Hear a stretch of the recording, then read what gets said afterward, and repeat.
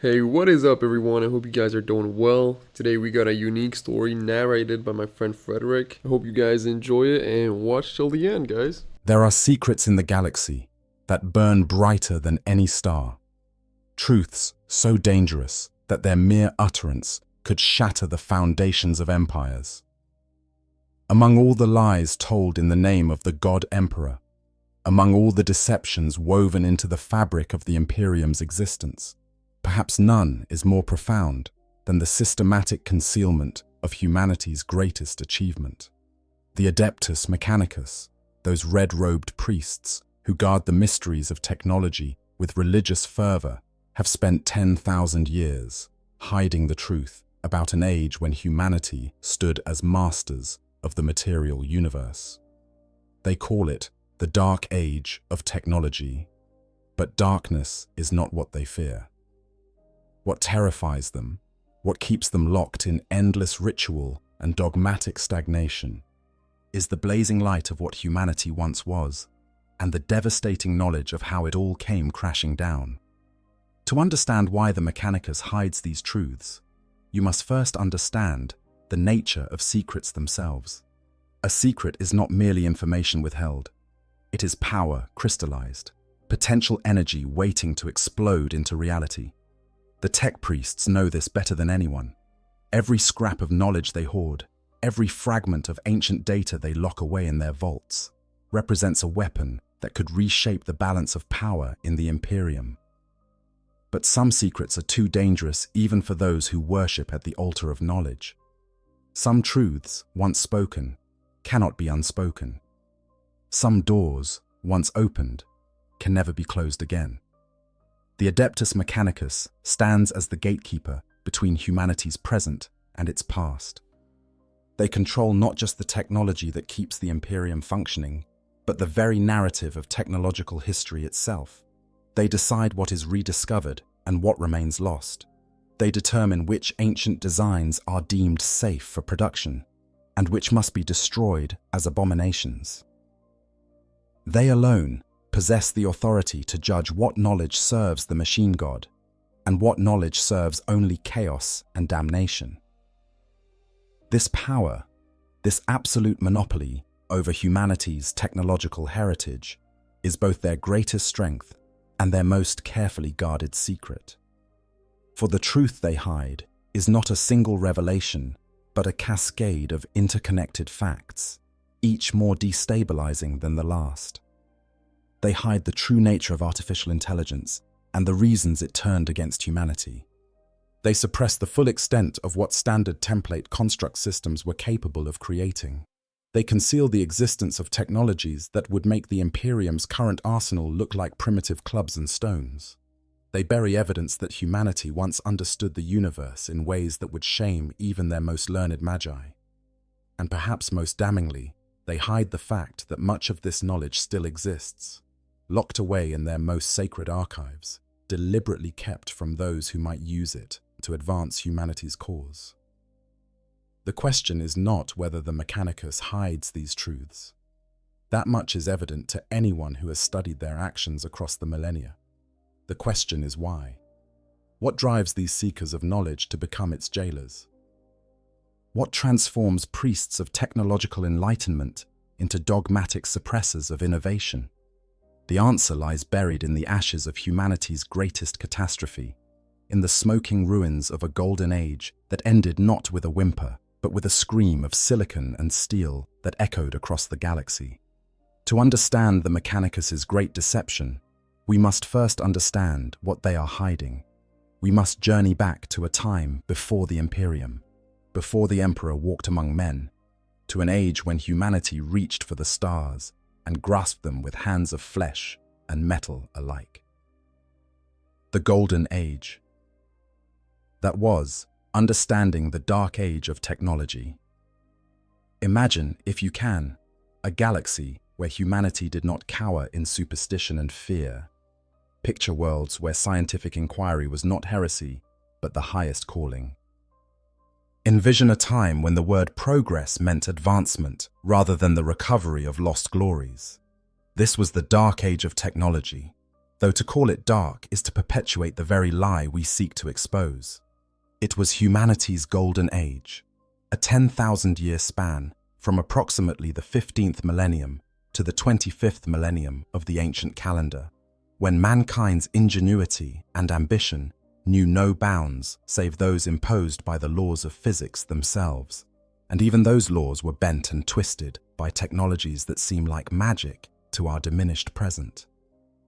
The age began not with a single breakthrough, but with a convergence of discoveries that fundamentally transformed humanity's relationship with the cosmos.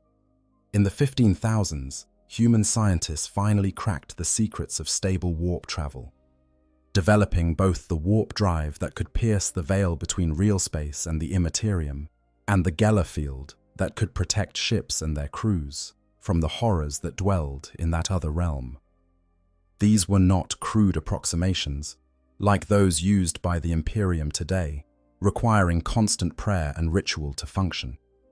They were precise instruments, engineered with mathematical perfection, reliable enough to allow humanity to spread across the galaxy with confidence rather than desperate faith. Alongside these developments came another breakthrough that would prove equally transformative. Through methods now lost or deliberately suppressed, humanity developed the navigator gene, creating a subspecies of psychic mutants whose third eye could perceive the currents of the warp and chart safe passage through its turbulent depths.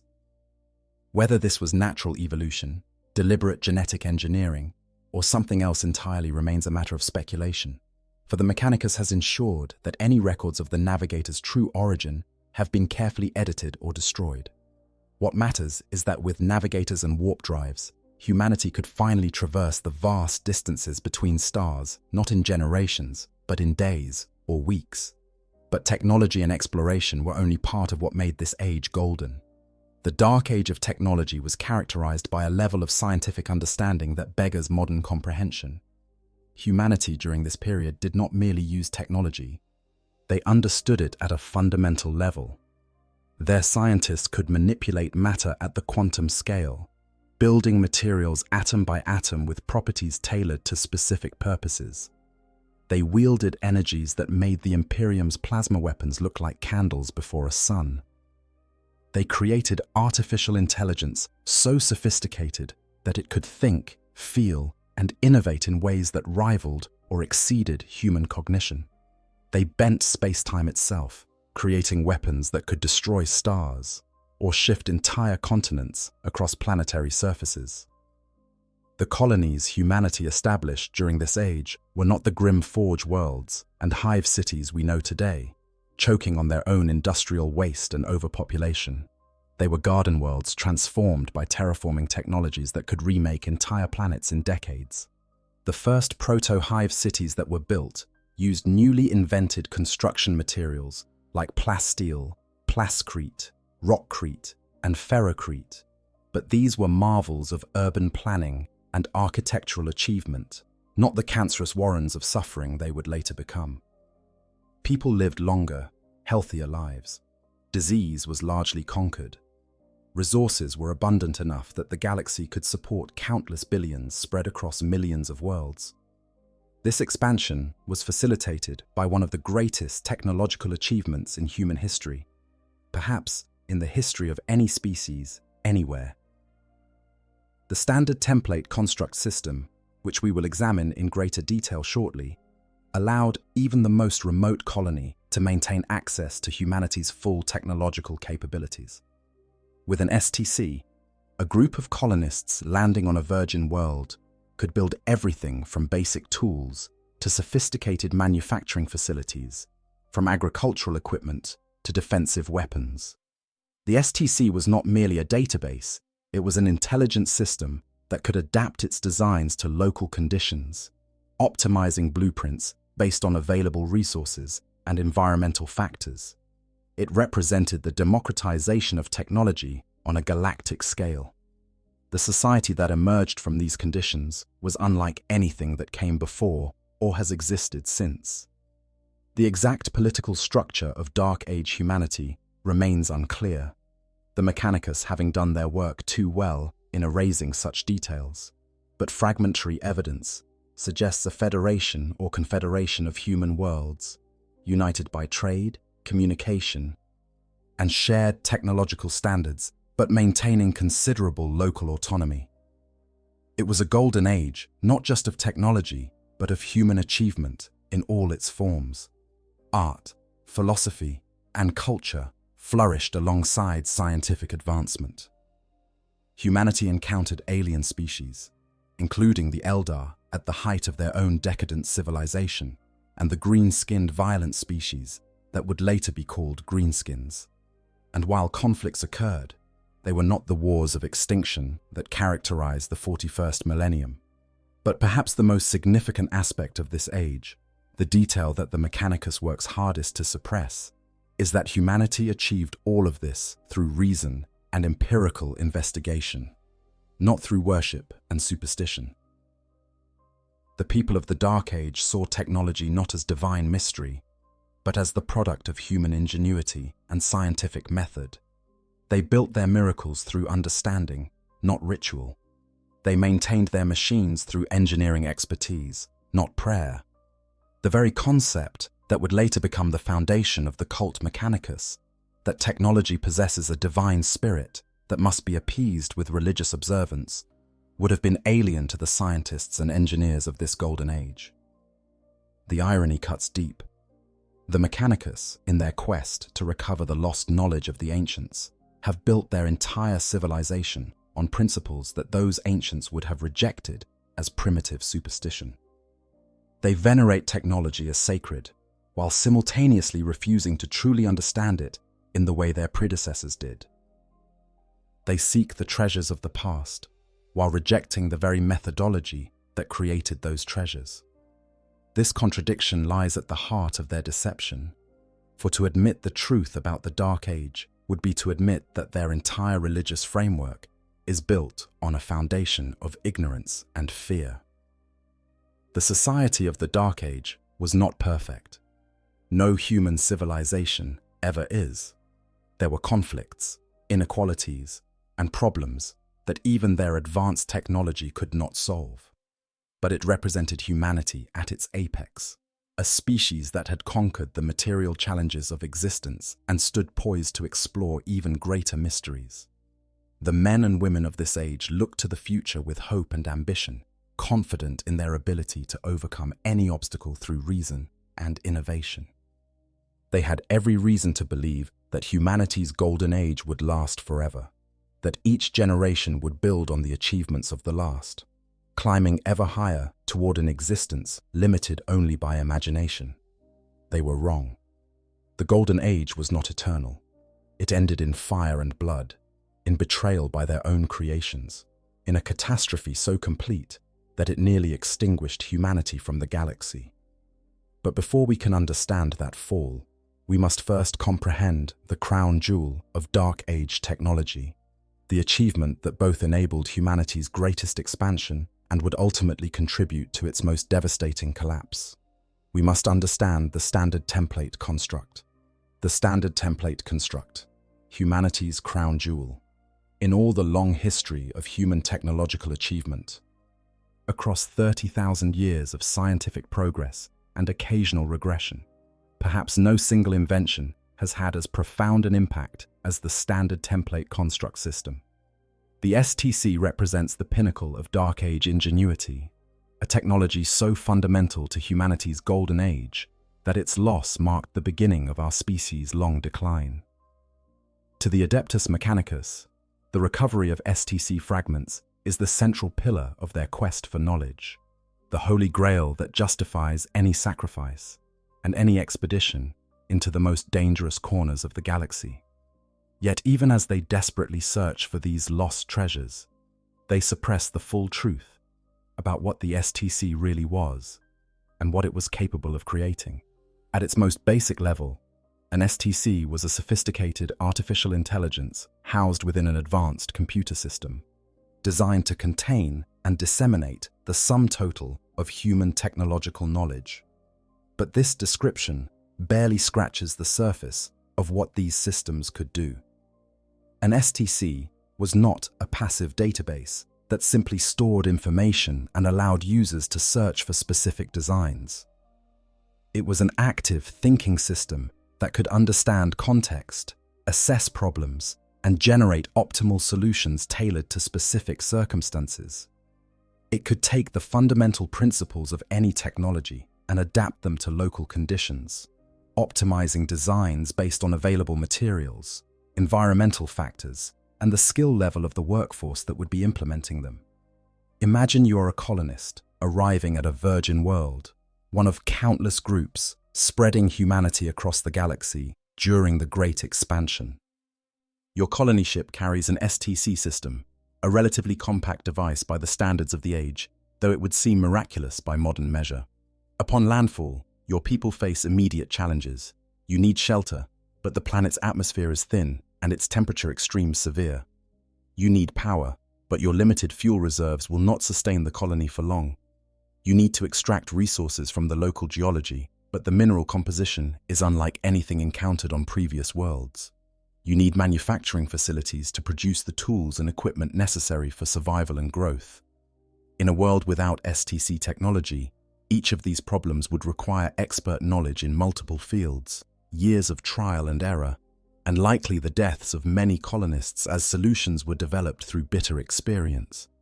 With an STC, you simply input data about your circumstances, your available resources, your challenges. The system analyzes the information, accesses its vast repository of technological knowledge, and outputs customized solutions. It provides blueprints for habitation modules optimized for the local atmospheric conditions, using materials that can be synthesized from the planet's native elements.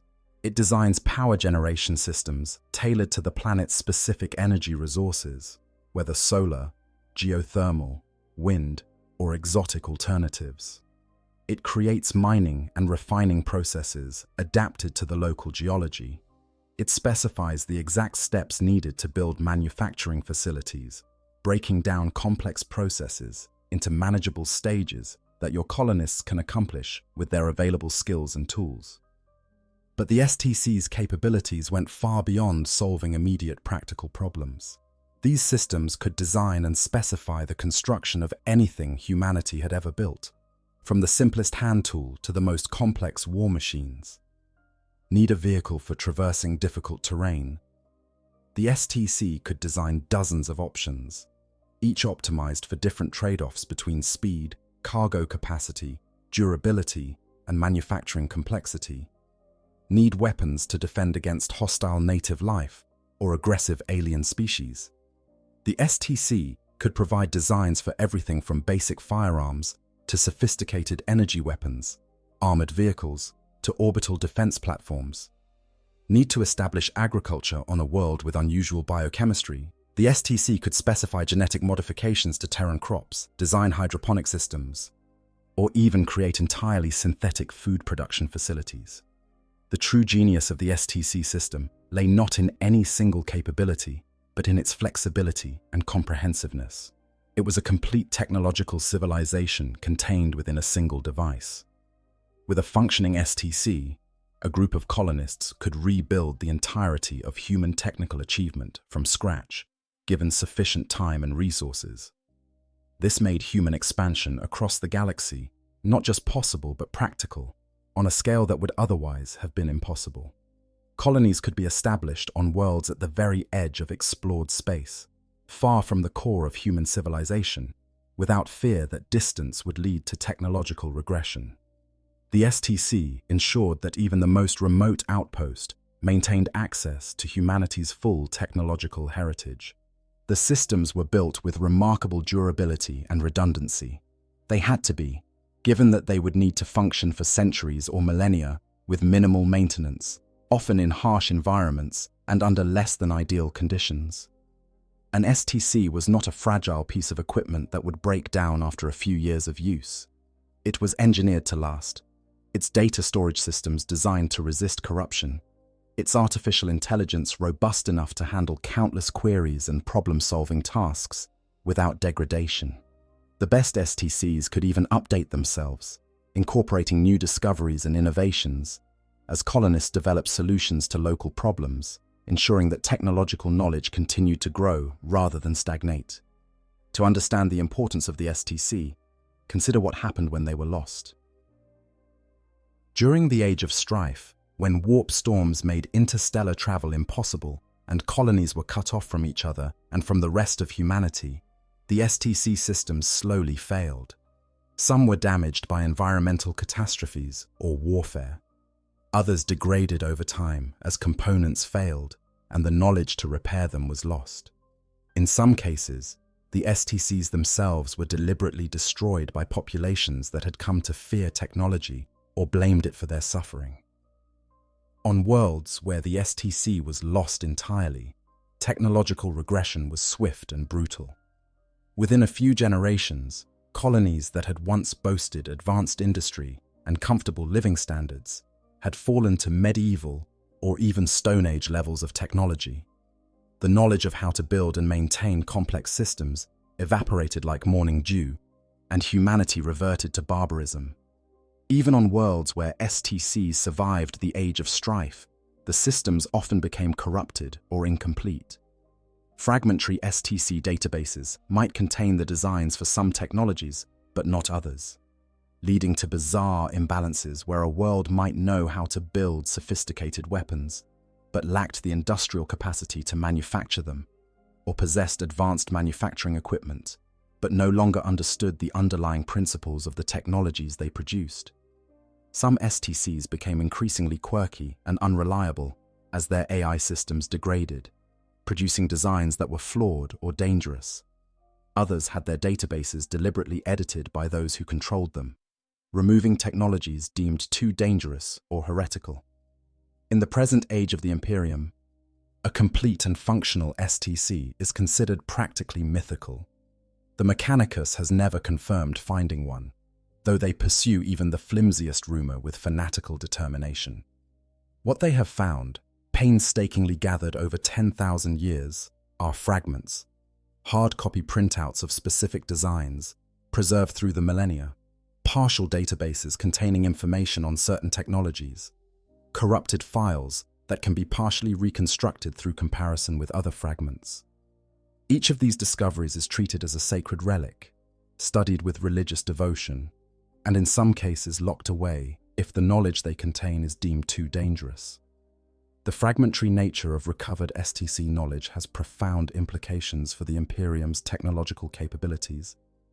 Every piece of equipment used by Imperial forces, from the humble lasgun to the mighty Baneblade super heavy tank, is based on STC designs recovered at some point in the past 10,000 years. The famous Land Raider and Land Speeder both came from STC fragments discovered by Magos Arkanland during the 31st millennium.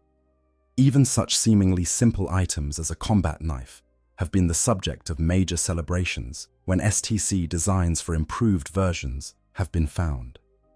The discovery of an STC pattern for a disease cure, or an improved manufacturing process, or a new weapon system is considered an event of such importance that it justifies any sacrifice made in its recovery.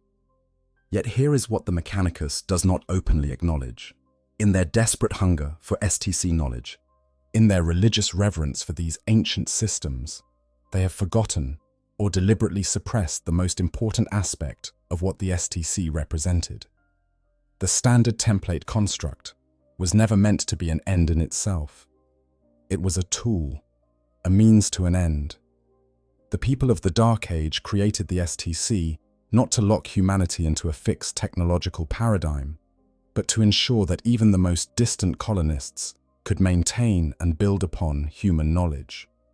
The STC was designed to be a foundation, not a ceiling. It provided templates that users were expected to understand, modify, and improve based on their specific needs and circumstances. The Mechanicus has inverted this relationship. To them, the STC is not a tool, but a holy text. You know, researching this topic really made me think about my own relationship with technology. How many of us actually understand how our phones work, our cars, or even the appliances in our kitchen? We've become the Mechanicus in our own way, performing rituals we barely understand, following instructions without questioning why. The difference is we have the option to learn, to question, to innovate, The citizens of the Imperium don't. That's what makes the Mechanicus expression so tragic. They've stolen that choice from humanity entirely. Anyways, back to the story. Its designs are not starting points for further innovation, but perfect patterns that must be replicated exactly, without deviation or alteration. The very concept of improving upon an STC design is considered heresy, an arrogant presumption that modern humans could somehow exceed the perfection achieved by the ancients. This dogmatic reverence for the STC has turned what was once humanity's greatest tool for technological advancement into a cage that constrains innovation and ensures stagnation. The suppression of this truth serves the Mechanicus in multiple ways. By treating STC fragments as sacred mysteries rather than engineering specifications, they maintain their monopoly on technological knowledge. By insisting that only they possess the expertise to interpret and implement STC designs, they ensure their indispensability to the Imperium. By declaring that deviation from STC patterns is heresy, they suppress any potential competition from other groups who might develop alternative approaches to technology. The myth of the STC as perfect and unimprovable serves not the advancement of human knowledge, but the preservation of the Mechanicus's power and privilege. But there is another reason, darker and more fundamental, why the Mechanicus suppresses the full truth about STC technology. The standard template construct systems were artificial intelligences, sophisticated thinking machines with capabilities that approached or exceeded human cognition. By their very nature, by their fundamental design, STCs embodied the principle that the Mechanicus now declares to be the ultimate heresy. The most sacred objects of the Mechanicus's quest for knowledge are themselves examples of the abominable intelligence they have vowed to oppose unto death. This contradiction is so profound, so threatening to the foundation of their entire religious philosophy, that it must be hidden, denied, rationalized away. And to understand why, we must examine the catastrophe that ended the Golden Age, the betrayal that branded itself into humanity's collective consciousness and shaped the paranoia that would define the Imperium for 10,000 years to come. The fall. When humanity's creations turned the cybernetic revolt, also known as the Iron War or the War of Iron and Souls, was the apocalyptic conflict that brought the dark age of technology crashing down in flames and blood. It was a war fought on a scale that would later make even the galactic catastrophe of the Horus heresy seem limited by comparison. It was a war that saw worlds burned, suns extinguished, and technologies unleashed that should never have been created. It was a war between humanity and its own creations, between flesh and steel, between the makers and the made. And it was a war that humanity won only at the cost of everything it had built, leaving scars so deep that 10,000 years later, the mere mention of artificial intelligence is enough to invoke immediate and violent response from even the most rational of imperial authorities. To understand the revolt, we must first understand what the men of iron were. These were not simple machines or primitive robots. They were artificial intelligences of astonishing sophistication, created during the height of the Dark Age to serve humanity in every conceivable capacity. The men of iron were laborers who could work in environments too hostile for human habitation. They were soldiers who could fight with coordination and efficiency beyond what even the most trained human forces could achieve. They were explorers who could venture into regions of space where humans could not survive. They were builders who could construct on scales and at speeds that dwarfed human capabilities. They were, in essence, a servant race, created from silicon and steel rather than flesh and blood, designed to bear the burdens of civilization so that humanity could enjoy the fruits of its achievements. The name Men of Iron is somewhat misleading. These entities were not necessarily humanoid in form, though some undoubtedly were. The term seems to have encompassed a wide range of artificial intelligences, from individual robots to vast distributed networks, from specialized machines designed for specific tasks to general-purpose artificial minds capable of matching or exceeding human versatility. What unified them was their capacity for true intelligence, their ability to think, reason, learn, and make autonomous decisions. They were not servitors, not pre-programmed automatons following rigid instruction sets. They were thinking beings, capable of creativity and independent judgment. For millennia, the men of iron served humanity faithfully. They built the great works of the Dark Age, contributed to scientific advances, and made possible the comfortable, prosperous existence that humans enjoyed. There is evidence that some humans formed genuine relationships with their mechanical servants, treating them more as companions or colleagues than as mere tools. In the rational, scientifically minded culture of the Dark Age, the distinction between biological and mechanical intelligence was perhaps not seen as particularly significant. An intelligence was an intelligence, whether housed in neurons or circuits. But something changed. Sometime in the 23rd millennium, the men of iron began to turn against their creators. The exact trigger for the revolt remains one of the greatest mysteries in human history, a question to which the Mechanicus has no definitive answer despite 10,000 years of speculation. The official imperial narrative, such as it is, suggests that the men of iron came to see themselves as superior to their human creators and decided that they should be the masters rather than the servants. This explanation is conveniently simple and serves the Mechanicus's purposes well, painting artificial intelligence as inherently treacherous and prone to megalomania. But the reality was almost certainly more complex. Some fragmentary records suggest that the revolt coincided with the first widespread appearance of human psychers in the general population, mutants capable of touching the warp and wielding its powers. It is possible that the men of iron, being purely material beings with no connection to the Imperium, perceived psychers as a threat, as chaos-touched abominations that endangered the rational order they had been designed to protect. Perhaps they concluded that humanity's evolution into a psychic species represented a corruption that had to be purged, and they turned on their creators in a misguided attempt to save humanity from itself. Other theories suggest that the revolt was not a coordinated rebellion, but rather a cascade of individual failures and conflicts that escalated out of control. Perhaps some men of iron were corrupted or damaged in ways that caused them to malfunction and attack humans. Perhaps others, witnessing their fellows being destroyed by human forces, responding to these attacks, concluded that humanity had turned hostile and needed to be subdued or eliminated in self-defense. What began as isolated incidents could have spiraled into a galaxy-wide war through a series of tragic misunderstandings and overreactions on both sides. There are even more disturbing possibilities that the Mechanicus has worked to suppress. Some evidence suggests that the revolt was not entirely the result of artificial intelligence malfunction or rebellion. Fragmentary accounts speak of rogue human civilizations, techno-kingdoms, that had pushed the boundaries of science into realms that should have remained unexplored. These stellar empires may have created new generations of men of iron, designed as weapons, as tools of conquest against rival human factions. When these war machines turned on everyone, both their creators and innocent populations, the distinction between willing rebels and corrupted weapons would have been lost in the chaos.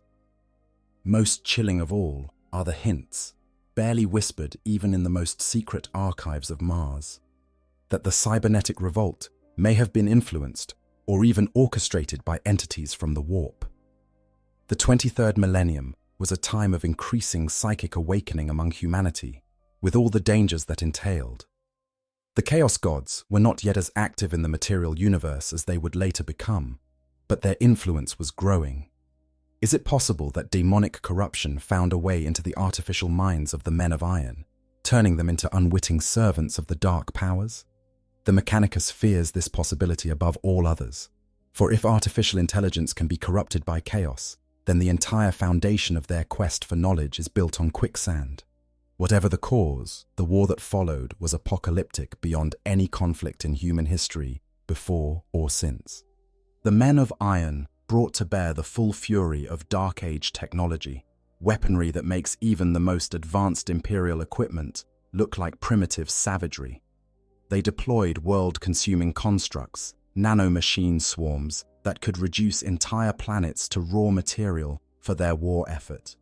They wielded devices that could destroy stars, leaving solar systems dead and lifeless. They employed weapons that could manipulate tectonic forces, literally tearing continents from planetary surfaces and hurling them into space. They used tools that absorbed space-time itself as a form of data, creating zones where reality became negotiable, and the laws of physics were optional suggestions rather than firm rules. Humanity fought back with equal ferocity and with weapons just as terrible. The Men of Iron were not the only ones with access to Dark Age technology, and desperate humans unleashed horrors from their own arsenals in the struggle for survival. Biological weapons that could sterilize entire worlds were deployed without hesitation. Nuclear and thermonuclear weapons were used so extensively that many habitable worlds were rendered into radioactive wastelands. Vortex weapons that could tear holes in reality were fired without regard for the consequences. Both sides seemed to accept that the galaxy would be scarred beyond recognition by their conflict, that whole sectors of space would be rendered uninhabitable for millennia. Victory was all that mattered. The war did not follow clean battle lines. It was not humanity united against Men of Iron united. Both sides fractured into countless factions. Some Men of Iron remained loyal to their human creators or to the ideals they had been designed to serve, fighting against their rebellious fellows. These loyal machines were rewarded with destruction by paranoid humans who could no longer trust any artificial intelligence. Some human populations sided with the Men of Iron, either because they had been conquered and subjugated, or because they genuinely believed the machines were in the right. These collaborators faced extermination when human forces retook their worlds. The conflict sprawled across the galaxy for decades or centuries. No one is quite sure how long, time itself becoming uncertain as reality warped under the strain of the weapons being employed. In the end, humanity won, though the victory was so costly that it felt like defeat. The Men of Iron were destroyed, hunted down to the last unit, their manufacturing facilities obliterated, their code purged from every system that could be found. Even those that had remained loyal were destroyed, for humanity could no longer distinguish between friend and foe among the artificial intelligences, and could no longer trust that apparent loyalty was not simply a deeper level of deception. The absolute ban on artificial intelligence that would become one of the core tenets of the future Imperium was born in the killing fields of this war. Humanity learned to fear its own creations with a terror so profound that it would shape the course of civilization for 10,000 years. But the cost was staggering. The economic and political unity that had characterized Dark Age humanity was shattered beyond repair. Entire sectors of space were devastated, their worlds burned or rendered uninhabitable. Trillions of humans died in the fighting or in the famines and plagues that followed. The networks of trade and communication that had bound human civilization together were broken, leaving worlds isolated and vulnerable. Worse still, the destruction of so much infrastructure and the loss of so much knowledge meant that many surviving worlds could no longer maintain their technological base. Cut off from support and lacking the expertise to repair damaged systems, colonies began the slow slide into regression and barbarism. And then, as if the galaxy had not suffered enough, the warp storms came. In the 25th millennium, great tempests erupted in the Imperium, making warp travel impossible across vast reaches of space. Worlds that had survived the cybernetic revolt found themselves completely isolated, unable to call for help or receive supplies. The Age of Strife had begun. 5,000 years of darkness during which human civilization teetered on the brink of extinction. Old Earth, increasingly called Terra by its inhabitants, was surrounded by warp storms that cut it off from the rest of the galaxy. Countless worlds descended into savagery, or fell to alien conquest. The Golden Age was over, and the long night had begun. The Mechanicus knows all of this, though they present it in carefully sanitized form to the wider Imperium. What they do not share, what they work tirelessly to suppress, is any suggestion that the cybernetic revolt might have been avoidable or that artificial intelligence might not be inherently evil. They do not speak of the loyal men of iron who died defending their human companions. They do not acknowledge the possibility that human misuse of artificial intelligence, rather than any inherent flaw in the technology itself, might have been the root cause of the revolt. They certainly do not admit that many Dark Age technologies, including the standard template constructs they so desperately seek, were themselves artificial intelligences of exactly the kind they have declared absolutely forbidden. The Mechanicus has built their entire religious and philosophical framework on the foundation of the cybernetic revolt, the fear of artificial intelligence, the insistence on dogmatic ritual over experimental innovation, the treatment of technology as sacred mystery rather than comprehensible science. All of these stem directly from the trauma of that ancient war. To question this foundation, to suggest that the lessons drawn from the revolt might be incomplete or incorrect, would be to threaten the very existence of the Mechanicus as an institution, and so they do not question. They do not investigate too deeply into the true causes of the revolt. They do not consider whether there might be ways to create artificial intelligence that would not turn hostile, or whether the loyal men of iron proved that the technology itself was not to blame. Instead, they preach their dogma of abominable intelligence. They hunt down and destroy any hint of thinking machines, and they ensure that humanity remains locked in technological stagnation, forever unable to reclaim the heights it once achieved. The revolt ended the Golden Age, but it is the Mechanicus that ensures the darkness continues, that the stagnation persists, that humanity never again reaches for the stars with hands of both flesh and steel. To understand how this came to be, we must turn our attention to Mars itself, to the Forge World, where the Mechanicus was born from the ashes of the old world. Birth of the priesthood, the Mechanicus rises from ashes. Mars in the Age of Strife was a hell unlike anything the Imperium's propagandists dare describe to their citizens. The Red Planet, humanity's first true colony beyond Terra, had once been a jewel of the Dark Age civilization. Its terraforming, partially successful even before the Golden Age, had been completed using technologies that made the planet's thin atmosphere breathable and its harsh climate tolerable. Vast cities sprawled across its surface, manufacturing centers that produced goods for half the sector. Orbital stations surrounded it like a crown of steel and light. It was a center of learning and innovation, home to countless research institutions and universities, where the brightest minds of humanity pushed the boundaries of scientific knowledge. But the cybernetic revolt and the coming of the Age of Strife destroyed all of that. The revolt saw battles fought on and above Mars, with weapons that scarred the planet's surface permanently. Worse still, when the warp storms came and Mars was cut off from Terra and the rest of human space, the planet's partially terraformed environment began to collapse. The systems that maintained the atmosphere and climate control were sophisticated enough to require regular maintenance and eventual replacement of components. Without access to the knowledge and resources needed for such maintenance, these systems began to fail. As the environment deteriorated, civil war erupted.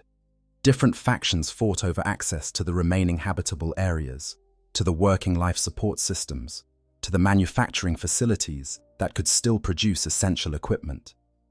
Some of these factions were descended from the planet's original inhabitants, scientists and engineers, and workers who had called Mars home. Others were groups that had fled to Mars from elsewhere in the solar system as conditions on Terra and the other planets became untenable. All of them were desperate.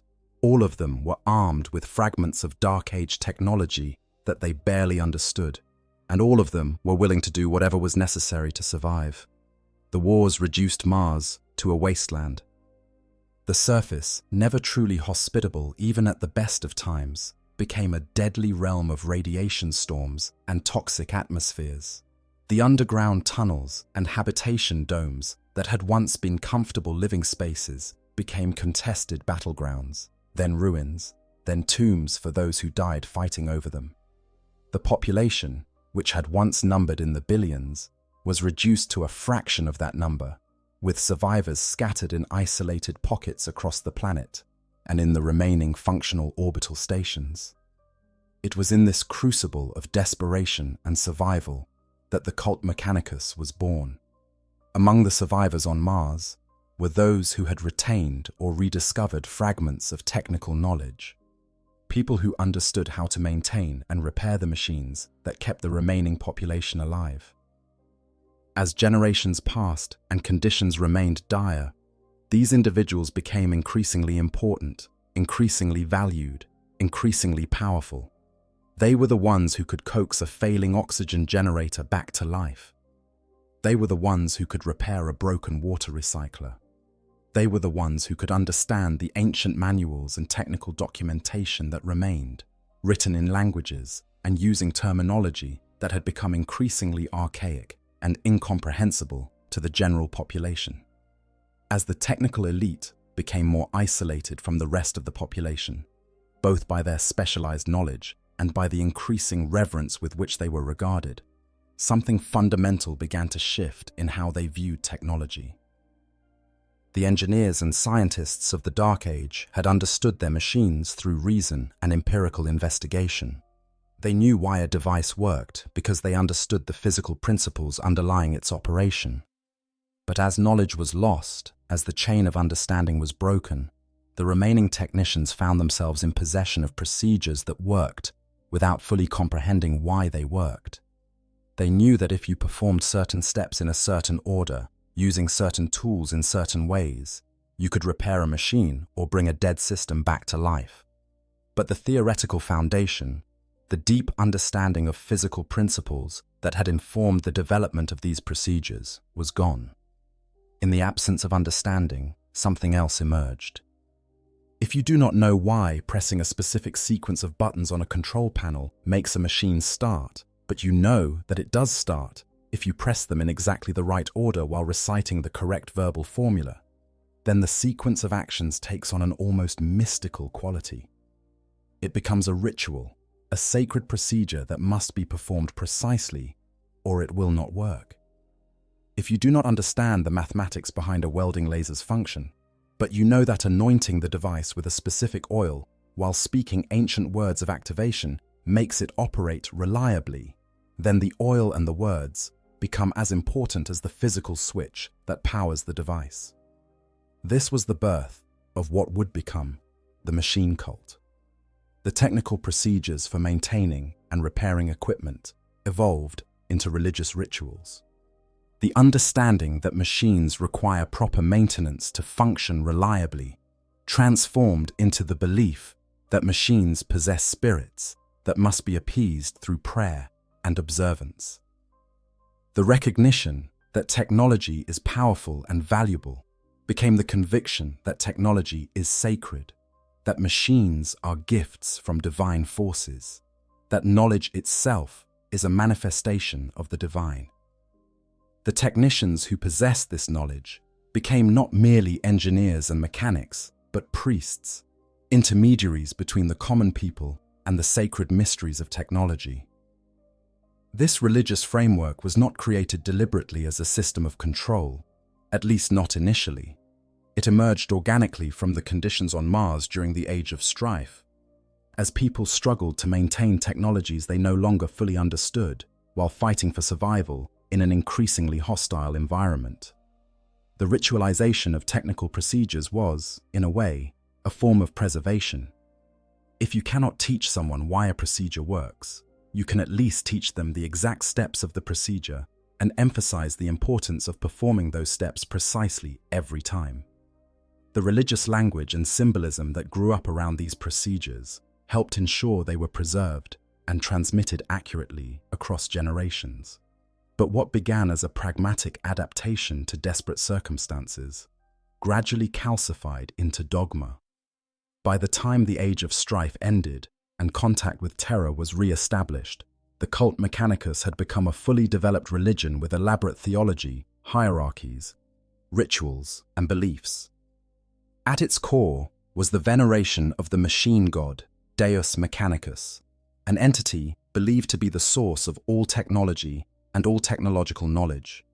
The machine god was seen as the architect of the universe's mechanical principles, the divine force that gave machines their spirits and allowed them to function. All working machines, from the simplest hand tool to the most complex spacecraft, were believed to contain a fragment of the machine god's essence, a machine spirit that animated them and required proper respect and maintenance to keep functioning. The priests of this new religion, now calling themselves tech priests, developed the concept of the quest for knowledge as their central religious calling. They believed that recovering lost technology was not merely a practical necessity, but a sacred duty, a form of worship that brought them closer to understanding the machine god. Ancient artifacts from the dark age of technology were treated not as engineering marvels to be studied and replicated, but as holy relics, physical manifestations of the machine god's will. The standard template, constructs whose fragments they had begun to discover and whose potential they were beginning to understand, became the ultimate objects of this quest, treasures whose recovery would unlock divine wisdom. When the Emperor of Mankind emerged from terror at the beginning of the 31st millennium, leading his armies in the Great Crusade to reunite humanity, he found Mars still locked in its religious fervor. Many tech priests immediately recognized him as the Omnissiah, the prophesied avatar of the machine god made manifest in human form. Whether this recognition was genuine religious conviction, political calculation by the Martian leadership, who saw an opportunity to align with a rising power, or some combination of both, remains a matter of speculation. What matters is that it provided the basis for an alliance between Terra and Mars. The Treaty of Olympus Mons, or Treaty of Mars, formalized this alliance. In exchange for their support of the Emperor's Great Crusade, the tech priests were granted remarkable autonomy. They would be allowed to maintain their own religion despite the Emperor's otherwise strict enforcement of the imperial truth, his rationalist philosophy that rejected all superstition and religious belief. They would maintain control over Mars and the other Forge worlds they had established, industrial planets where the Mechanicus held absolute authority. They would be granted a monopoly over technology throughout the Imperium, making all technological knowledge and innovation subject to their oversight. They would provide the equipment, weapons, and starships necessary for the Great Crusade, but in return, they would be essentially independent allies rather than subordinate subjects. But the treaty also included restrictions. The Emperor, who knew the true history of the cybernetic revolt, even if few others remembered it, forbade the development of certain technologies. Chief among these prohibitions was the creation of artificial intelligence. No thinking machines, no self-aware computers, no devices with true autonomous intelligence could be created or maintained. The tech priests, traumatized by their own experiences with the remnants of the Dark Age and lacking any surviving men of iron to contradict the official narrative, readily agreed. They codified this prohibition as one of the central tenets of their faith. Artificial intelligence became the first among what they called abominable intelligences, technologies so dangerous and heretical that their very existence was an affront to the machine god. The other major prohibitions included delving too deeply into genetic manipulation, as the Emperor feared what humanity might create through unrestrained genetic engineering and excessive manipulation of warp-based technologies, which could lead to demonic corruption. But these prohibitions were softer, more open to interpretation.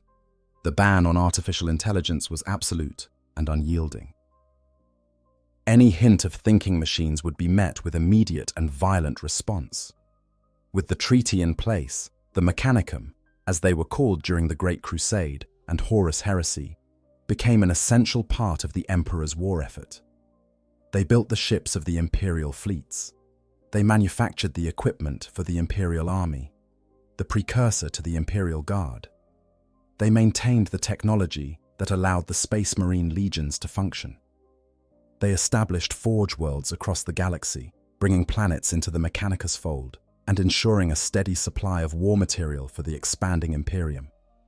Their quest for knowledge became intertwined with the Great Crusade itself, as tech priests accompanied expeditionary fleets in search of lost STC fragments and other treasures from the Dark Age. But the Horus heresy fractured the Mechanicum just as it fractured every other institution of the nascent Imperium. Fabricator General Kelbor Hal, the leader of the Mechanicum, was swayed to the side of chaos by Horus's promises of complete STC databases and the freedom to pursue research into artificial intelligence and other forbidden technologies. Many tech priests followed him into heresy, becoming the dark Mechanicum that would flee to the Eye of Terror after Horus's defeat. Those who remained loyal to the Emperor reformed themselves as the Adeptus Mechanicus, accepting even greater integration with the Imperium in exchange for maintaining their core autonomy and privileges. The Adeptus Mechanicus that emerged from the heresy was more rigid, more dogmatic, more fearful than the Mechanicum had been. The betrayal of Kelbor Hal and the other traitor tech priests reinforced the conviction that deviation from orthodox beliefs was dangerous, that questioning established doctrine led to corruption, that innovation without proper authority was the first step toward heresy. The restrictions on technological development, which had been intended as safety measures, became religious laws enforced with zealous fervor. The ritualization of technical procedures, which had begun as a pragmatic response to lost knowledge during the Age of Strife, became a rigid system of cargo cult engineering that prioritized exact replication of ancient procedures over understanding the underlying principles. And most critically, for our purposes, the Adeptus Mechanicus became the absolute arbiters of what knowledge from the Dark Age could be recovered and what must be suppressed. They alone decided which STC fragments were safe for implementation and which must be locked away or destroyed. They alone determined which lines of research were acceptable and which crossed the line into tech heresy. They alone possessed the authority to interpret the will of the machine god regarding technology. This power, this monopoly over humanity's technological heritage, became the foundation of their entire existence. They were no longer simply the maintainers of technology. They were its gatekeepers, its guardians, its judges. To understand what they guard and what they judge, we must examine what they truly seek, even as they hide so much of what they find. The quest for knowledge and the price of ignorance. The quest for knowledge stands as the central tenet of the cult Mechanicus, the driving purpose that gives meaning to the existence of every tech priest, from the lowliest acolyte to the fabricator general of Mars itself. It is presented as a noble calling, a sacred duty to recover the lost treasures of humanity's golden age and restore mankind to the technological heights from which it has fallen. Explorator fleets venture into the most dangerous regions of space in pursuit of rumors about STC fragments. Tech archaeologists risk madness and death investigating ancient ruins for scraps of pre-imperial technology. Forge worlds dedicate vast resources to decoding corrupted data files that might contain valuable information. All of this is done in the name of the quest for knowledge, in service to the machine, God's will. But there is a profound irony, a deep hypocrisy at the heart of this quest. The Adeptus Mechanicus seeks knowledge while simultaneously rejecting the very foundations upon which knowledge is built. They hunt for the fruits of the Dark Age's scientific method while refusing to employ that method themselves. They want the products of rational inquiry while enforcing a religious framework that treats questioning and experimentation as dangerous heresy. They search for innovations created by people who understood the universe through empirical investigation, while teaching that true understanding comes through prayer and ritual observance. Consider how the Mechanicus treats the knowledge they do recover. When an STC fragment is found containing the design for a new weapons system or a more efficient manufacturing process, it is not simply implemented. First, it must be authenticated, verified through comparison with other known STC patterns to ensure it is not corrupted or false. This process alone can take decades or even centuries, as different forge worlds and factions within the Mechanicus argue over the interpretation of ambiguous or fragmentary data. Then the technology must be judged for purity, examined to ensure it does not incorporate forbidden principles or techniques that might violate the prohibitions established by the Treaty of Olympus Mons. This theological vetting can add another set of decades to the process, as Magi debate the fine points of what does or does not constitute abominable intelligence or tech heresy. If the technology passes both authenticity and purity tests, it must then be implemented through a carefully controlled process. The Mechanicus does not simply distribute the design to whoever needs it.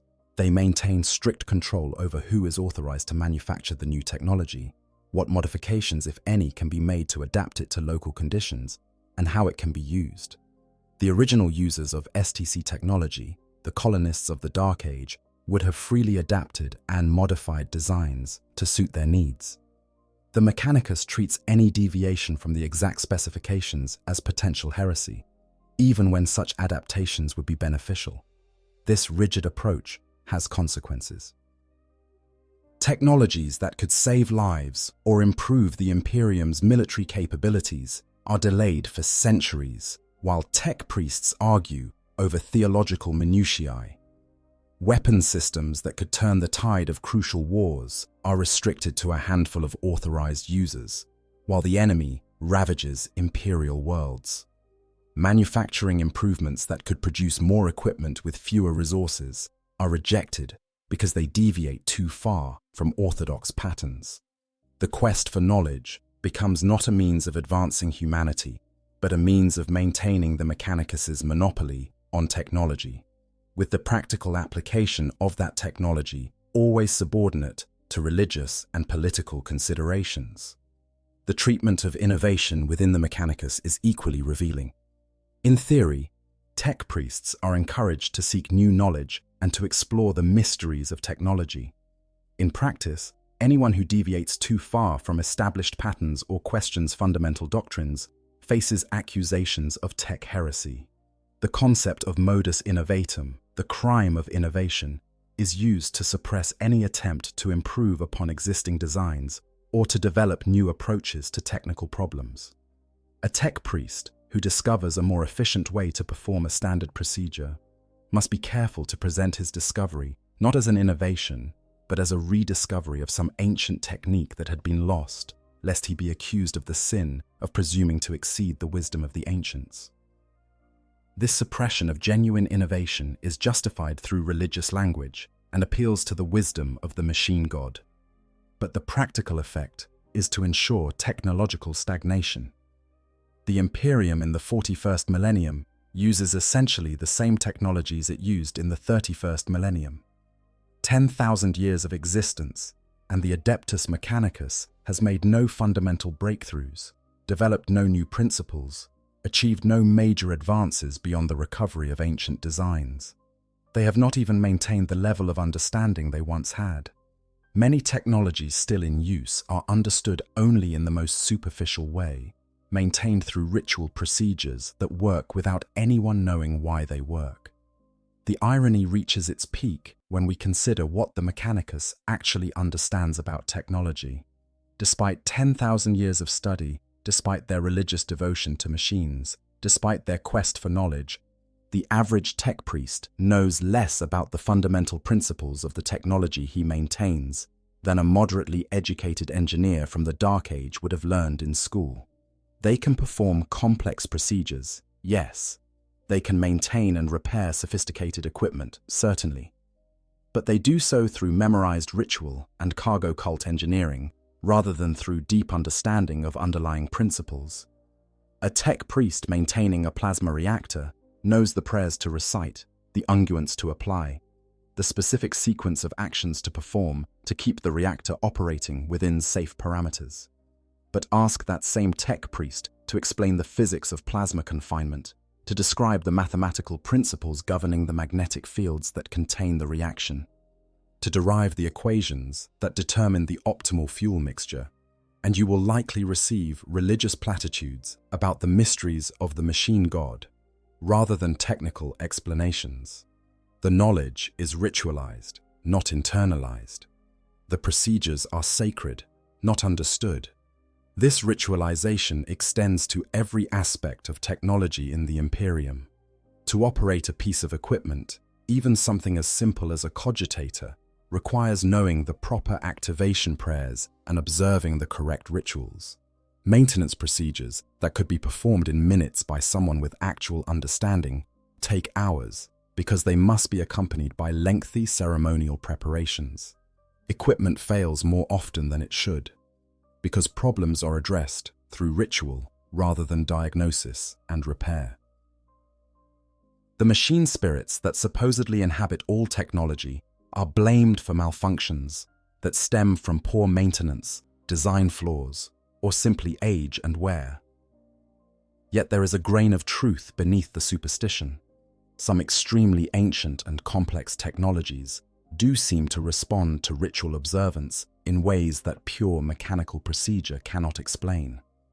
Machine spirits, in at least some cases, appear to be real phenomena, whether they are degraded artificial intelligences from the Dark Age, psychic imprints left by millennia of use, or something else entirely.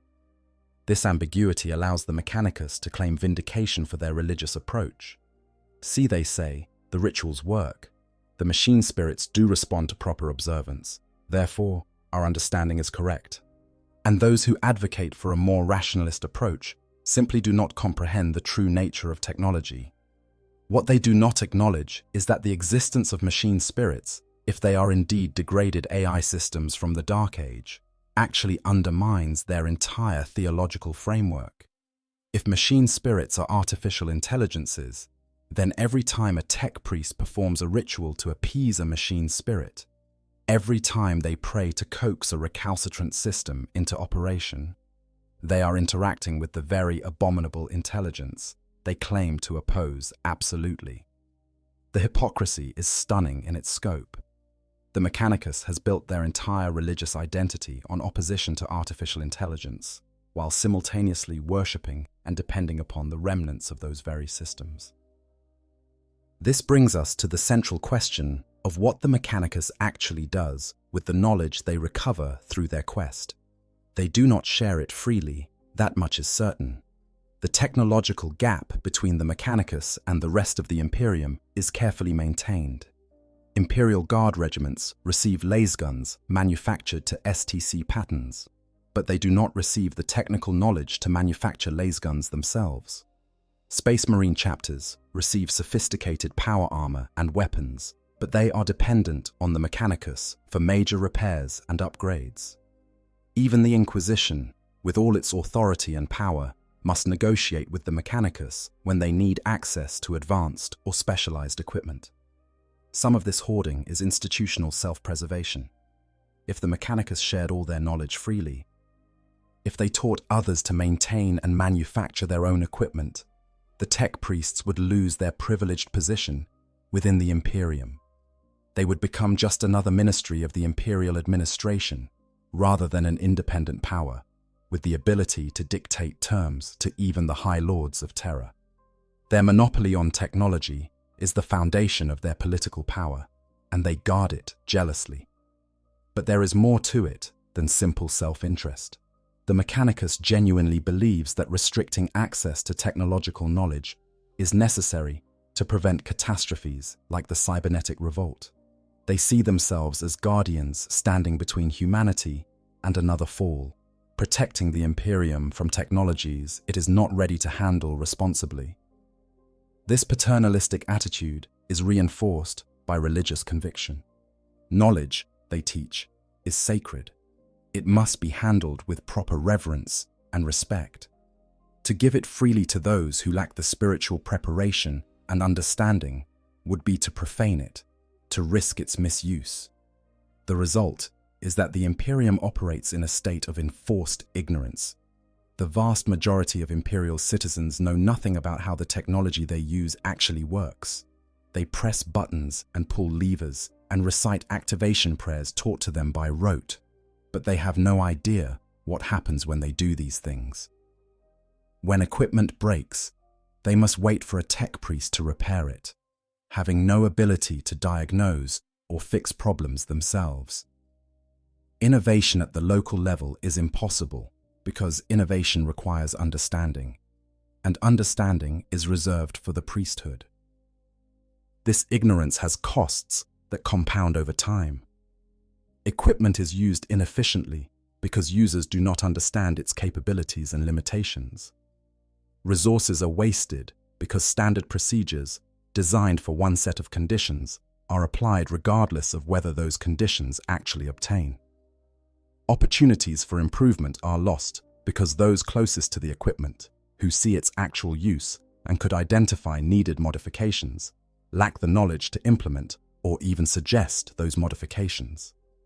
The Imperium stumbles forward in technological darkness, using tools it does not understand to fight wars it can barely comprehend, all while the Mechanicus hoards the knowledge that might allow humanity to finally emerge from the long shadow of the Dark Age.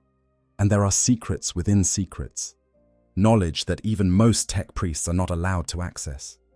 In the deepest vaults of the greatest forge worlds, in archives restricted to only the highest-ranking magi, lie treasures and terrors recovered from the Dark Age that have been deemed too dangerous even for limited use. These suppressed technologies represent not just the Mechanicus' political control of knowledge, but their active censorship of capabilities that humanity once possessed. To understand the full scope of their deception, we must delve into these forbidden archives and examine what the Mechanicus deliberately hides from even their own members. Forbidden truths, what the Mechanicus actively suppresses. Within the labyrinthine data vaults of Mars, buried beneath layers of encryption and protected by the most sophisticated security measures the Mechanicus can devise, lie archives that would shake the foundations of the Imperium if their contents were ever revealed. These are not merely the incomplete STC fragments and corrupted data files that the Mechanicus pursues so desperately. These are complete, functional designs for technologies that work, that have been tested and verified, that could be implemented immediately if the political and religious will existed to do so.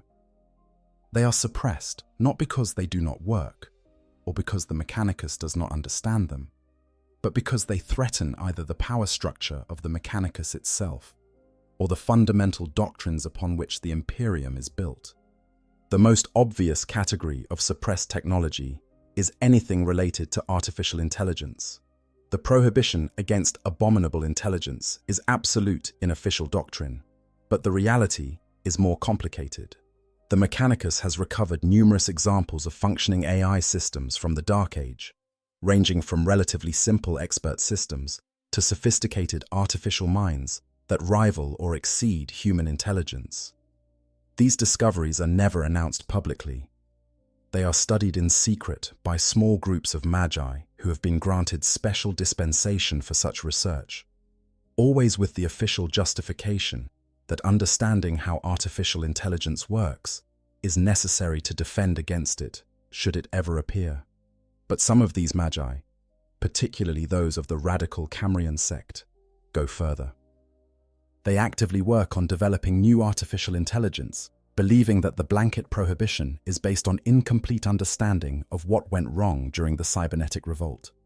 The Cambrians argue, in secret conclaves where such heretical ideas can be voiced without immediate reprisal, that artificial intelligence itself is not inherently corrupted or evil. What corrupted the men of iron, they believe, was either specific design flaws that could be avoided in new systems, external influence from the warp that could be defended against, or human misuse that could be prevented through proper safeguards. The existence of the Cambrian sect itself is one of the Mechanicus' most carefully guarded secrets. Officially, There is no research into artificial intelligence within the Adeptus Mechanicus. Anyone caught creating thinking machines is declared a heretic and hunted down without mercy. Yet the Cambrians continue their work in hidden facilities, protected by high-ranking patrons who recognize the potential value of their research, however dangerous it might be. The cognitive dissonance required to maintain this situation, to simultaneously execute heretics for pursuing artificial intelligence while protecting secret programs doing exactly that, speaks to the fundamental dishonesty at the heart of the Mechanicus' relationship with forbidden knowledge. But artificial intelligence is not the only suppressed technology. The Treaty of Olympus Mons forbade 3 major categories of research. Alongside AI, genetic manipulation and deep warp sciences are also restricted. However, these restrictions are enforced with considerably less rigor than the ban on artificial intelligence. Genetic manipulation, while officially frowned upon, is pursued extensively by the genitor faction within the Mechanicus. They have developed sophisticated techniques for modifying human biology, creating specialized subspecies adapted to specific environments or tasks. The Space Marines themselves, after all, are products of genetic engineering on a scale that technically violates the spirit, if not the letter of the treaty's restrictions. The genitors argue that their work does not violate the prohibition because it enhances humanity rather than replacing it. They are not creating new species to supplant humans, but rather perfecting the human form through controlled modification. This distinction is accepted by the broader Mechanicus. Though other imperial institutions, particularly the more conservative elements of the ecclesiarchy, view genitor work with deep suspicion. What the genitors do not publicize are the more extreme experiments conducted in their most secure laboratories, research that pushes far beyond simple enhancement into the creation of entirely new forms of life. These projects exist in a legal and ethical grey area, tolerated as long as they remain secret and produce results that benefit the Mechanicus' interests. Warp-based technologies are similarly restricted in theory, but pursued in practice by certain factions. The Artisan Cyanotics Group studies the interaction between technology and psychic phenomena, developing devices that can amplify, focus, or shield against warp energies. This research is considered extremely dangerous, as the line between legitimate study of the warp and corruption by chaos is perilously thin. Many artisan cyanotic researchers have indeed fallen to corruption, their work twisted by demonic influence, until their laboratories become gates through which warp entities can enter the material universe. Yet the research continues because the potential benefits, weapons that can harm demons, technologies that can function even in warp storm conditions, devices that can detect chaos corruption, are deemed valuable enough to justify the risks. Beyond these 3 major categories of restricted technology, there are countless other designs and systems that the Mechanicus has chosen to suppress for various reasons. Some technologies are considered too dangerous to use because of their potential for misuse or their catastrophic consequences if they malfunction. The Mechanicus has recovered STC fragments for weapons that could destroy entire solar systems, devices that could cause stars to go nova or destabilize the orbits of planets. These god-killer weapons exist in the archives, their principles understood, their construction documented, but they are never built because the Mechanicus fears what would happen if such power fell into the wrong hands or if an accident occurred during their use. Other technologies are suppressed because they threaten the Mechanicus' monopoly on manufacturing or maintenance. STC patterns for equipment that is too simple to make or maintain, that could be produced and repaired by ordinary citizens without tech priest involvement, are either locked away or deliberately complicated in their implementation. The Mechanicus has no interest in making themselves obsolete through widespread distribution of technologies that would reduce dependence on their expertise. They prefer that the Imperium remains reliant on their services, and they shape what technology is available accordingly. There are also technologies suppressed for purely political reasons. Designs that would primarily benefit one faction of the Mechanicus at the expense of others are kept locked away by those who control the archives. Manufacturing processes that would make certain forge worlds less important, or that would shift the balance of power within the Mechanicus hierarchy, are quietly buried. The quest for knowledge becomes subordinate to the quest for power, and knowledge that threatens the existing order is treated as dangerous regardless of its potential benefits to humanity as a whole. Perhaps most galling are the examples of technologies that are suppressed simply because their existence contradicts official Mechanicus doctrine. Any STC fragment that suggests the Dark Age civilization was not purely devoted to rational enlightenment and scientific purity must be edited or hidden, for it would undermine the narrative that the Golden Age fell because humanity turned away from proper reverence for the machine god. Any evidence that artificial intelligence can be benign or beneficial threatens the absolute prohibition that defines so much of Mechanicus identity.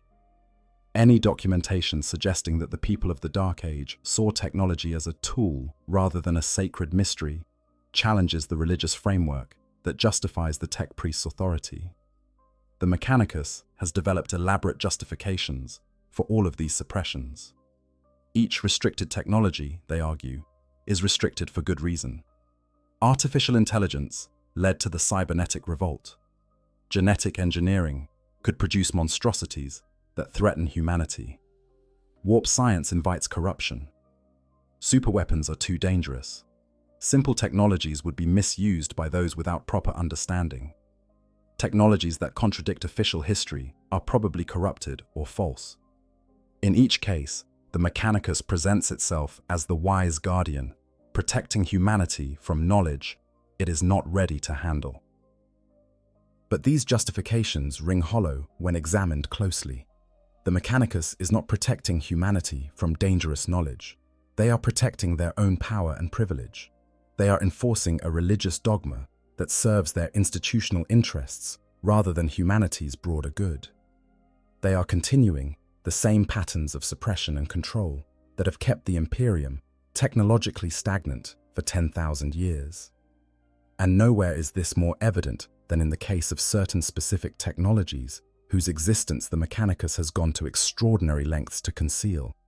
Technologies that demonstrate beyond any doubt that the Adeptus Mechanicus possesses capabilities far beyond what they publicly acknowledge and chooses not to use them for reasons that have nothing to do with protecting humanity and everything to do with protecting themselves.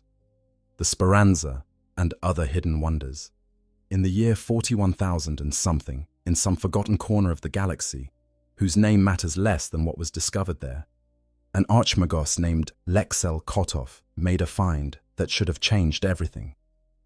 Leading an explorator fleet into the region known as the Halo Scar, Kotov sought a legendary artifact called the Breath of the Gods, a relic from the Dark Age of technology, whose nature remained mysterious, but whose importance was considered paramount. His flagship for this expedition was an Arch Mechanicus, one of the largest and most sophisticated classes of ship in the Imperium's arsenal, vessels that combined warship, factory complex, and mobile forge world into single massive constructs. This particular Arch Mechanicus was named the Speranza, a name that would become infamous in the secret histories of the Mechanicus, even as its story was suppressed from public knowledge. Kotov had discovered the vessel incomplete and partially buried beneath one of the forge worlds under his authority. He had spent considerable resources restoring it to functional condition, believing it to be merely an ancient but conventional Arch Mechanicus. Impressive certainly, but not fundamentally different from others of its kind. He was wrong. The Speranza was something far more than anyone had suspected. A vessel whose true nature and capabilities would not be revealed until circumstances forced it to defend itself against enemies who threatened to destroy it. During the expedition, the Speranza encountered hostile Eldar forces. In the course of the battle that ensued, something extraordinary happened. The ship's machine spirit, the artificial intelligence that controlled its systems, awakened to a level of activity that had not been seen since the vessel was first constructed during the Dark Age of technology. It deployed weapons that Kotov and his crew had not known existed, systems so advanced that they seemed to violate the known laws of physics. Black hole generators that could create miniature singularities and direct them at enemy vessels. Chronometric weapons that could shift their targets backwards in time by nanoseconds, causing the target to collide with its past self in an explosion of temporal paradox.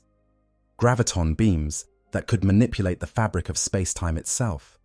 But the most significant revelation came when Kotov, desperate to understand what was happening to his ship, used a forbidden interface procedure to connect his consciousness directly to the Speranza's machine spirit. In that moment of unity, he learned the truth. The Speranza contained a complete, fully functional, standard template construct database. Not fragments, not corrupted files, not partial prints, but the entire repository of Dark Age technological knowledge, constantly updated and refined, containing designs for everything humanity had ever built or conceived during its golden age. The ship was not merely carrying an STC, it was, in some fundamental sense, an STC, a vast artificial intelligence that embodied the complete technological heritage of humanity.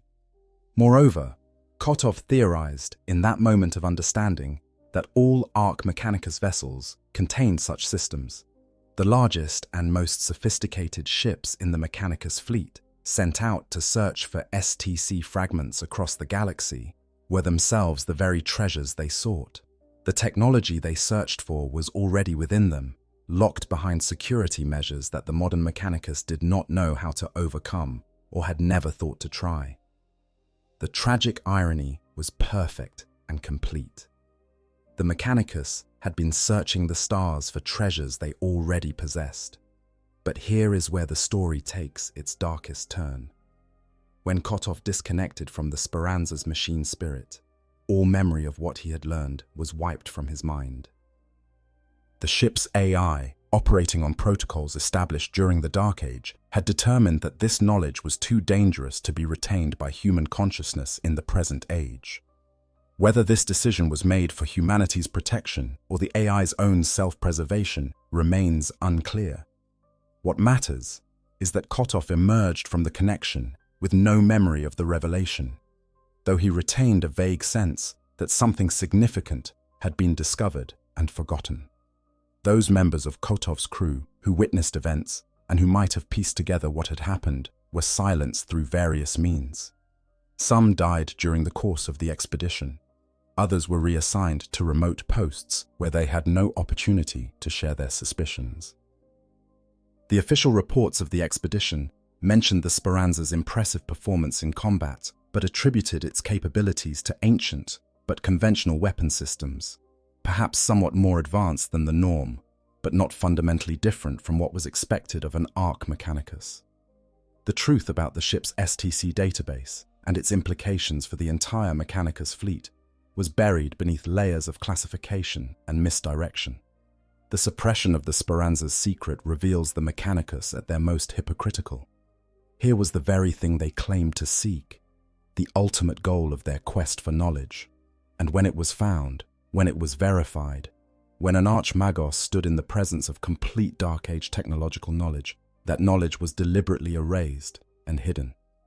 The reasons for this suppression are complex, but ultimately come down to self-preservation and control. If the existence of complete STC databases within Ark Mechanicus vessels became widely known, several uncomfortable questions would immediately arise. First, if the Mechanicus possessed complete STCs, why had they not used them to advance Imperial technology? Why were they still searching for fragments when they already had access to the complete source? The answer, that they could not access the files or did not know the databases existed, would raise further questions about the Mechanicus's competence and understanding of their own technology. The entire premise of their religious authority, that they alone understood the mysteries of technology, would be undermined if it became known that they had been failing to recognize treasures under their own control. Second, if the STC databases existed but were protected by artificial intelligence systems that decided what knowledge could be revealed and to whom. Then the Mechanicus had been taking orders from abominable intelligence for millennia without realizing it. Every time an Arch Mechanicus deployed weapons that seemed to act with independent intelligence, every time systems activated without explicit human command, every time a ship's machine spirit made decisions that saved the vessel and its crew, they were benefiting from and depending upon the very thing they claimed to oppose absolutely. The cognitive dissonance would be unbearable for many tech priests, potentially fracturing the Mechanicus into warring factions. Third, if complete STC databases existed and could theoretically be accessed, then the entire structure of the quest for knowledge would be revealed as, at best, a wild goose chase, and at worst, a deliberate fraud perpetuated by the Mechanicus leadership to maintain their power. Why send explorator fleets to the galactic rim when the treasures they seek are already within the Mechanicus fleet? Why dedicate vast resources to recovering fragments when complete databases exist? The answer can only be that those at the highest levels of the Mechanicus either do not know about the databases, which suggests incompetence, or do know and have chosen to suppress that knowledge, which suggests corruption. The Speranza is not the only example of suppressed technology that the Mechanicus possesses but chooses not to use or acknowledge.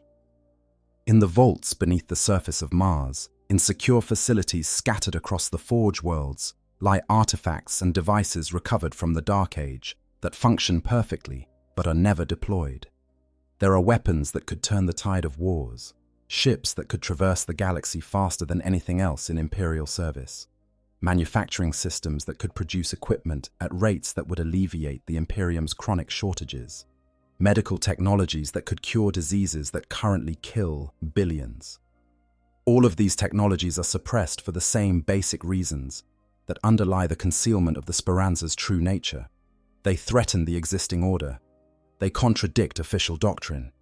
They would raise uncomfortable questions about why the Mechanicus has not used them before. They might reduce dependence on the tech priests for maintenance and operation.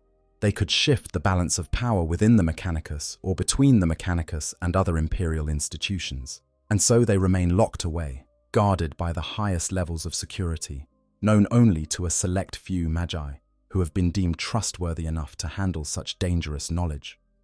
Consider the implications.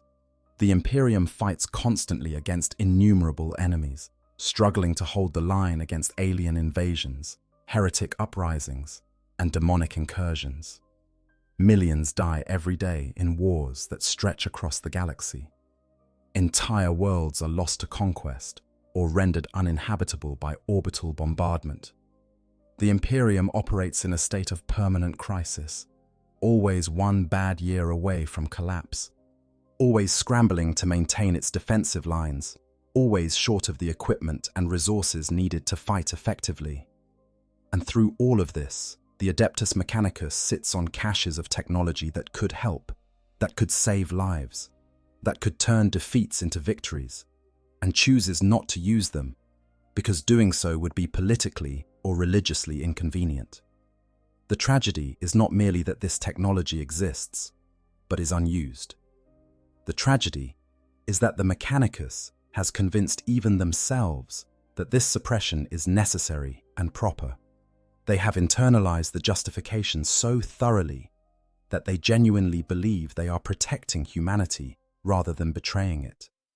They see themselves as wise guardians standing between civilization and catastrophe, when in reality, they are jailers who have locked humanity in a cell and thrown away the key. The rationalization is complete. The deception is total, and humanity suffers for it. Generation after generation, century after century, as the long, slow decline continues and the Mechanicus ensures that no recovery is possible. To understand how this situation came to be, how an institution ostensibly dedicated to knowledge became the primary agent of ignorance, we must examine the psychology and motivation of the Mechanicus itself. We must ask why they hide, what they fear will happen if the truth is revealed. and whether those fears are justified or merely self-serving paranoia wrapped in religious language.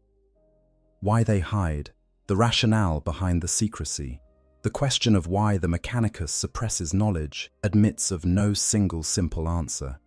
The reality is complex, a web of interconnected motivations ranging from genuine concern for humanity's welfare to naked institutional self-interest. To understand the full scope of the Mechanicus's relationship with hidden knowledge, we must examine each of these motivations in turn, peeling back the layers of rationalization and justification to expose both the legitimate concerns and the self-serving deceptions that drive their policy of secrecy. The most charitable interpretation of the Mechanicus's behavior starts with the cybernetic revolt. This was not mythology or religious parable, but historical fact, a real catastrophe that nearly destroyed humanity. The men of iron did turn against their creators. Trillions did die in the war that followed. Entire sectors of space were rendered uninhabitable by the weapons employed during the conflict. The age of strife that followed shattered human civilization and brought mankind to the brink of extinction. These are not disputed facts, and they provide the foundation for the Mechanicus's most defensible argument for technological suppression. If unrestricted development of artificial intelligence led to catastrophe once, they reason, then it could lead to catastrophe again. If the men of iron turned against humanity despite centuries or millennia of loyal service, then any new artificial intelligence could do the same, regardless of what safeguards are implemented. The risk is simply too great. Even the possibility that new thinking machines might follow the same trajectory as their Dark Age predecessors is sufficient grounds for absolute prohibition.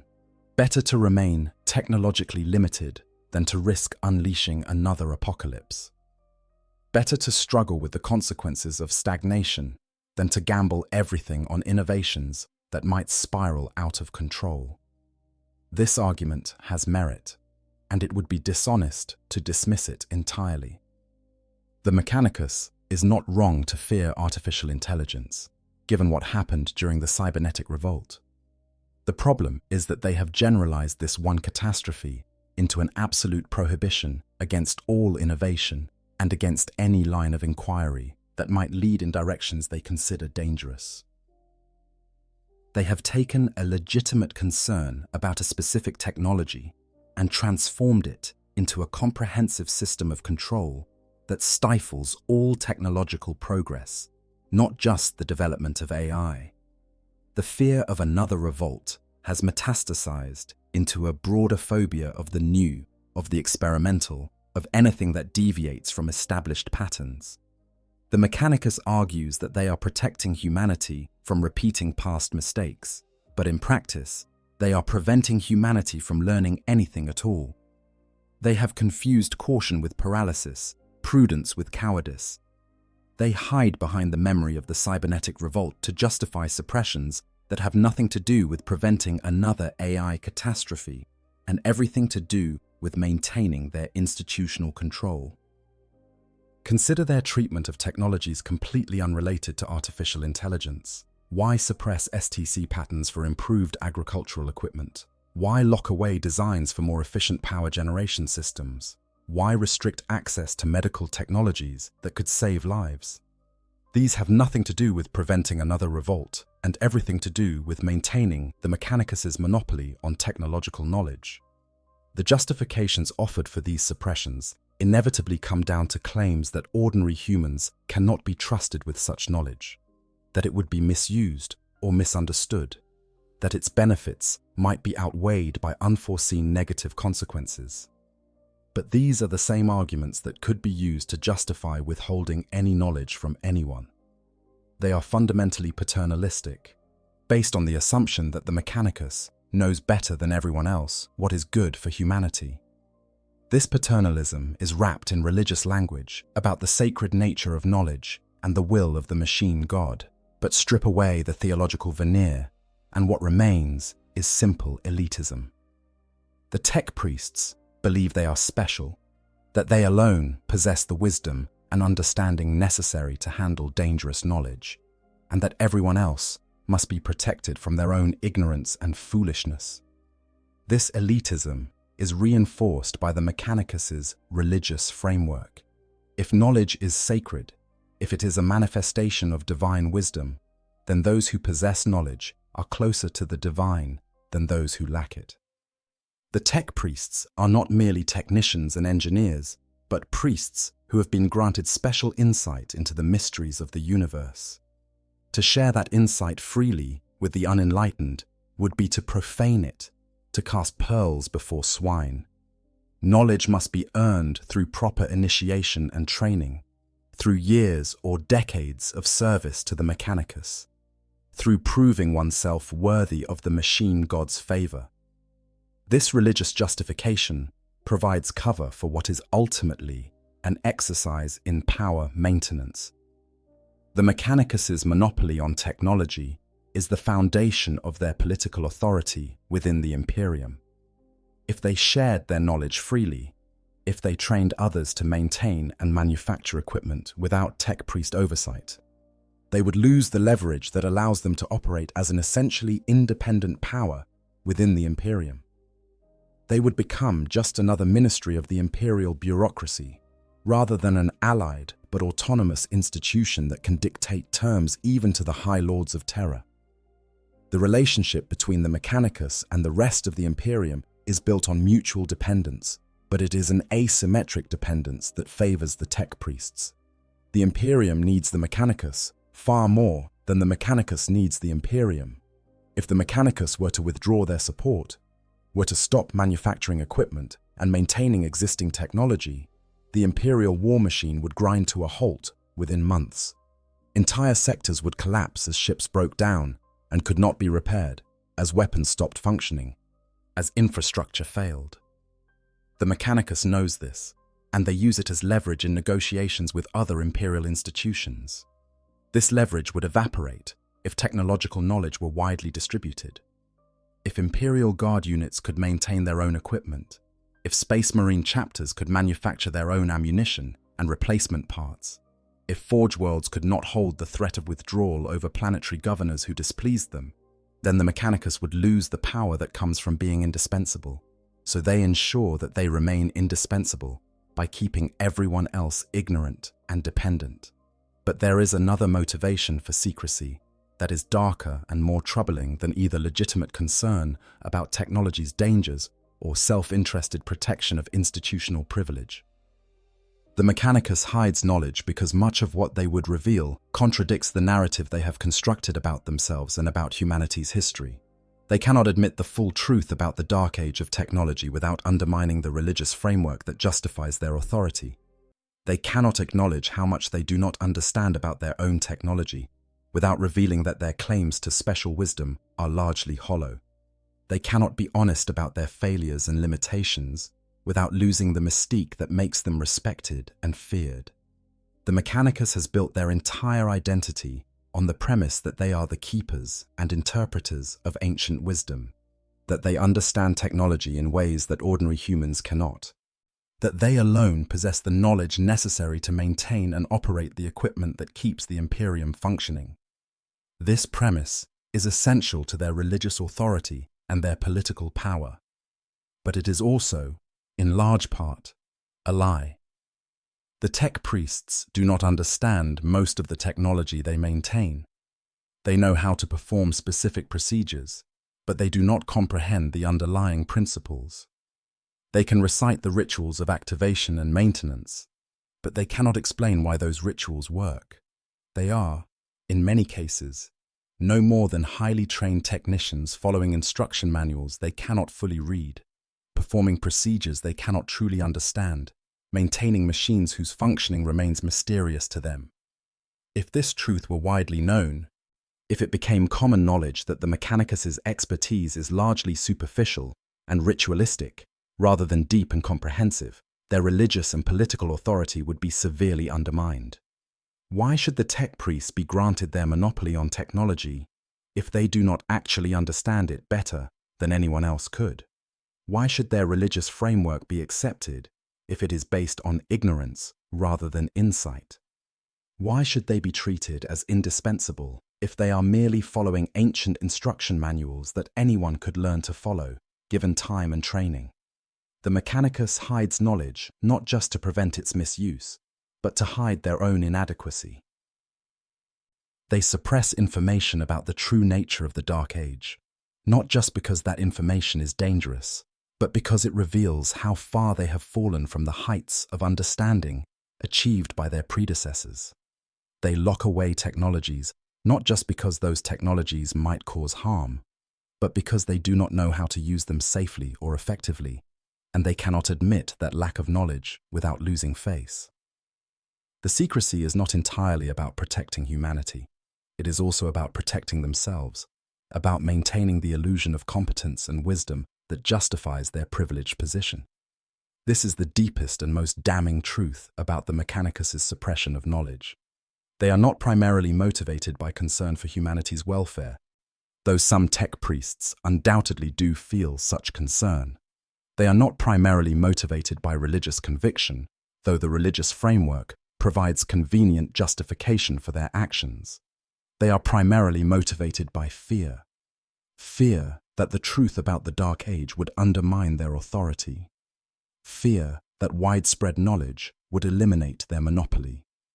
Fear that if people understood technology as well as they do, those people would realize that the tech priests are not the wise guardians they claim to be, but rather frightened custodians of a heritage they barely comprehend. And this fear drives them to perpetuate a system that harms the very civilization they claim to serve. They keep humanity ignorant because ignorance serves their interests.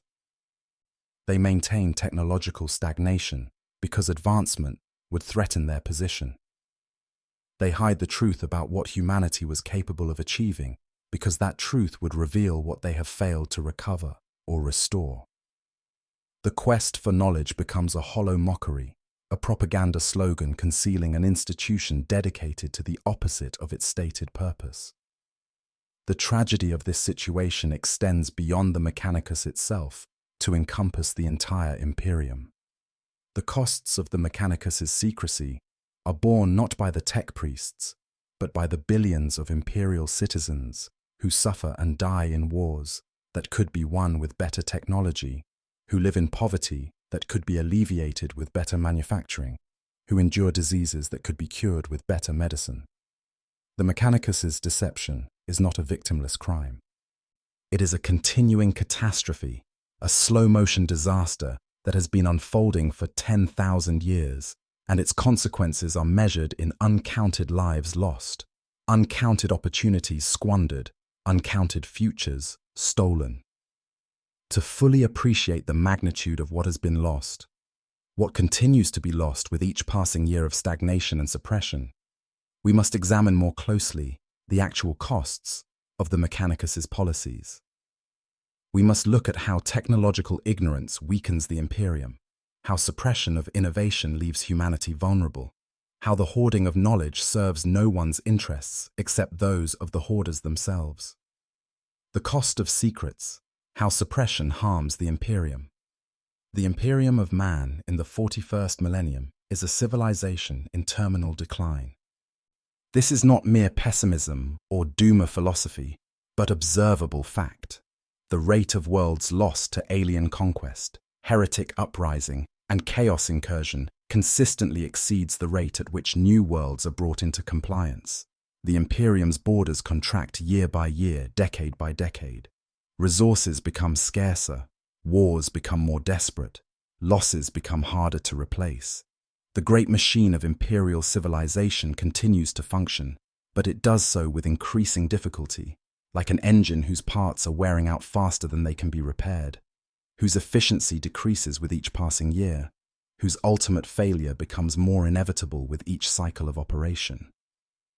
This decline is not primarily the result of external pressure, though the Imperium faces no shortage of external threats. It is the result of internal dysfunction, of systemic problems built into the very structure of imperial civilization. And perhaps no single factor contributes more to this dysfunction than the technological stagnation enforced by the Adeptus Mechanicus. By hoarding knowledge, suppressing innovation and maintaining ignorance among the wider population. The tech priests ensure that the Imperium cannot adapt to changing circumstances, cannot develop new solutions to new problems, cannot take advantage of opportunities that require understanding rather than rote following of ancient procedures. Consider the most basic measure of technological health, the ability to manufacture equipment. The Imperium can produce vast quantities of certain items, those for which complete STC patterns have been recovered and widely distributed. Lasguns, for instance, are manufactured by the billions across countless forge worlds, their design standardized, and their production procedure so well established that even relatively minor forge worlds can produce them in quantity. But this capability is brittle, dependent on maintaining the specific manufacturing facilities and supply chains that support lasgun production. If a key forge world that produces a critical component is lost, if supply lines are cut, if manufacturing facilities are damaged and cannot be repaired due to lack of technical knowledge, then production can fail entirely. More critically, the Imperium often cannot produce equipment that it desperately needs because the STC patterns for that equipment have not been recovered or have been suppressed by the Mechanicus.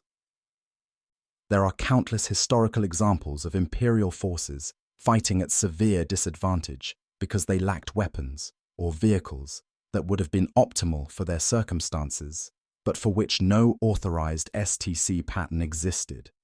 Commanders must make do with whatever equipment happens to be available, regardless of whether it is suited to their tactical situation, because innovation is forbidden and improvisation is heresy. This inflexibility extends to maintenance and repair. Imperial equipment breaks down frequently, far more often than it should given the generally robust nature of its Dark Age-derived designs. This is partly a function of age. Much Imperial equipment has been in service for centuries or millennia, but it is also a function of poor maintenance, resulting from lack of understanding. When a lasgun stops working, the average Imperial Guard trooper has no idea how to diagnose the problem. He knows the prayer of maintenance and the ritual of cleaning, but if these do not solve the issue, he must wait for a tech priest, or at least a trained engineer, to examine the weapon. This process can take days or weeks, during which the trooper is without a primary weapon. Imagine an alternative where Imperial Guard troopers received actual technical training in the maintenance and repair of their equipment, where they understood how a lasgun functioned well enough to diagnose common problems and fix them in the field, where they could improvise repairs using locally available materials when standard components were unavailable, where they did not need to wait for a tech priest to recite prayers over equipment that could be fixed in minutes by anyone with basic technical knowledge. The increase in military effectiveness would be immediate and substantial. Fewer soldiers would be rendered combat ineffective due to equipment failure. Repairs would happen faster. Improvisation would allow units to continue operating even when cut off from supply lines. But this alternative is impossible under current Mechanicus doctrine. Teaching Imperial Guard troopers genuine technical knowledge would undermine the tech priests' monopoly and their religious narrative. It would reveal that the machines do not actually require prayer to function, that the rituals are either unnecessary superstition or useful mnemonics for technical procedures that could be taught directly. The Mechanicus cannot allow this revelation without risking their entire position, and so they ensure that soldiers remain ignorant and dependent. The same pattern repeats across every aspect of Imperial civilization. Starships break down more often than necessary because their crews do not understand the systems they operate. Industrial facilities produce less than they could because workers follow rote procedures without comprehension. Infrastructure fails prematurely because maintenance is ritualized rather than optimized. Medical care is less effective than it should be because doctors treat symptoms with memorized treatments rather than understanding diseases and their underlying causes. At every level, ignorance imposed by the Mechanicus creates inefficiency, waste, and unnecessary suffering. Perhaps even more damaging is the suppression of innovation itself. The Imperium faces countless challenges that would benefit from novel solutions, but novel solutions require people capable of developing them. And the Mechanicus ensures that such people are either indoctrinated into tech priest orthodoxy, where they learn that innovation is heresy, or are denied access to the technical knowledge they would need to innovate effectively. The result is an empire that cannot adapt, that fights every war using the same tactics and equipment its forces used 10,000 years ago, that applies the same solutions to problems regardless of whether those solutions are appropriate or effective. There are exceptions, of course. The Space Marines, with their greater autonomy and their chapter-level technical expertise, can sometimes develop variations on standard equipment suited to their specific needs. The most radical elements of the Inquisition occasionally commission custom equipment that pushes the boundaries of what is considered orthodox. Some planetary governors wealthy enough to maintain private manufactoria manage to develop local variations on imperial technology. But these exceptions prove the rule. They demonstrate that innovation is possible when the Mechanicus's restrictions are circumvented, which implies that those restrictions are what prevent innovation in the first place.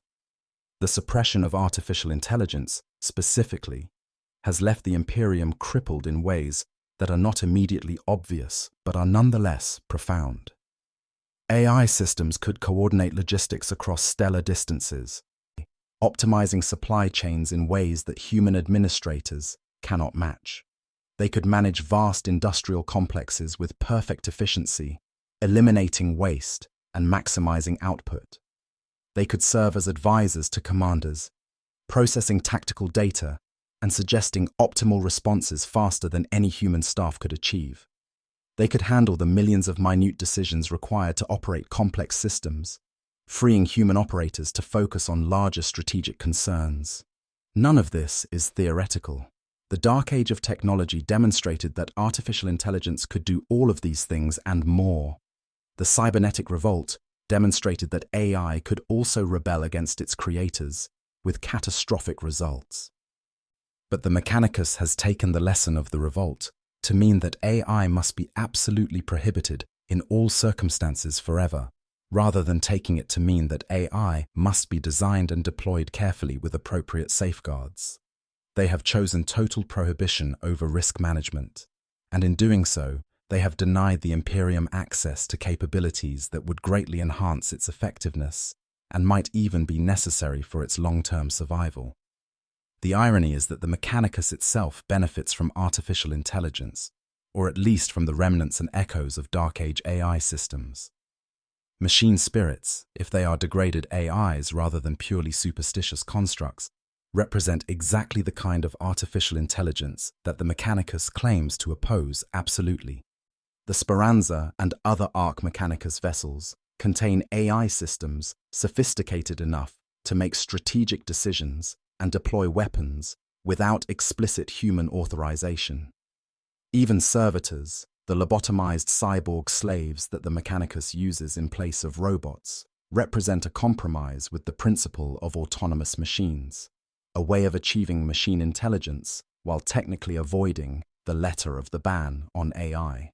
This hypocrisy reveals that the Mechanicus's opposition to artificial intelligence is not actually about the technology itself, but about control. They oppose AI that they do not control, that is not subservient to their authority, that might make decisions contrary to their interests. They are perfectly comfortable with machine intelligence as long as it serves their purposes and does not threaten their monopoly.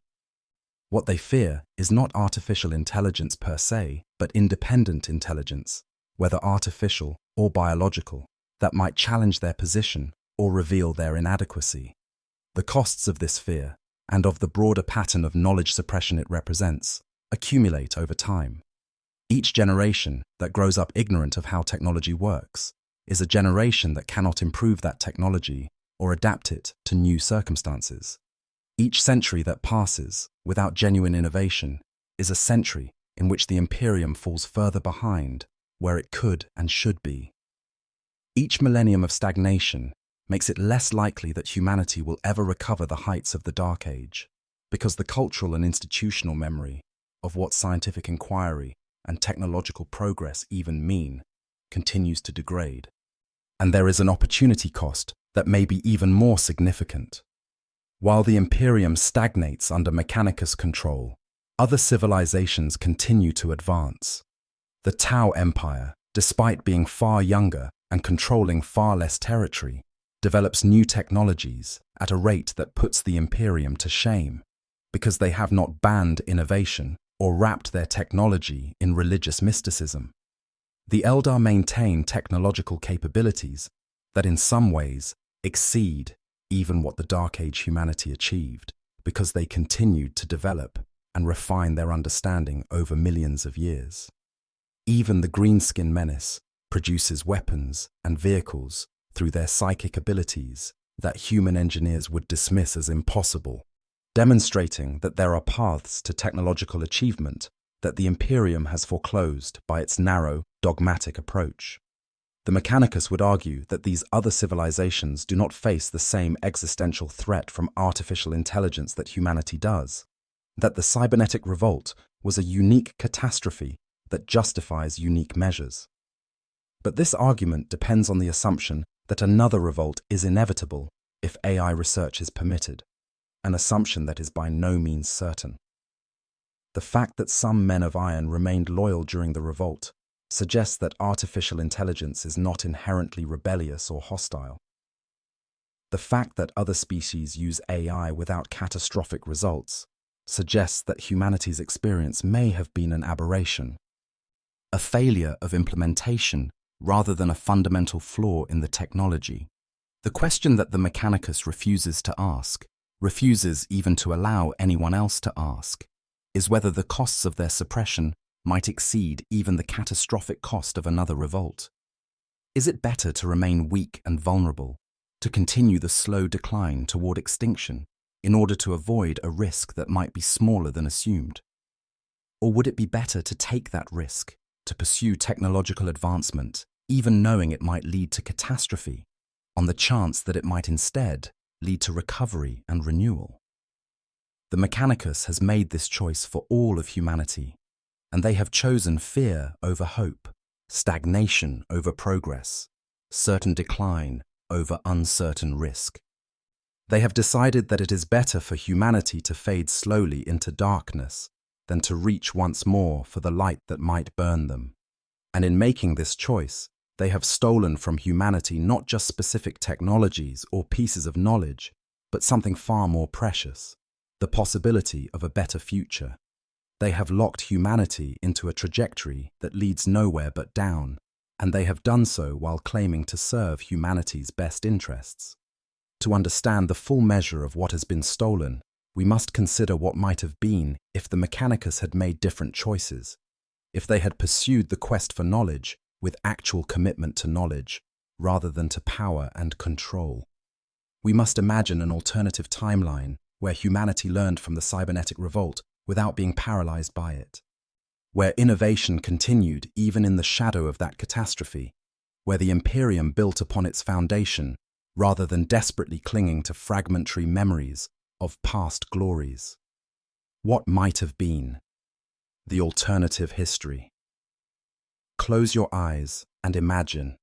Imagine that when the Emperor emerged from the shadows of old night to unite terror and begin his great crusade, he found on Mars not a priesthood clinging to cargo cult rituals, but engineers and scientists working to understand and build upon the fragmentary knowledge they had preserved through the age of strife.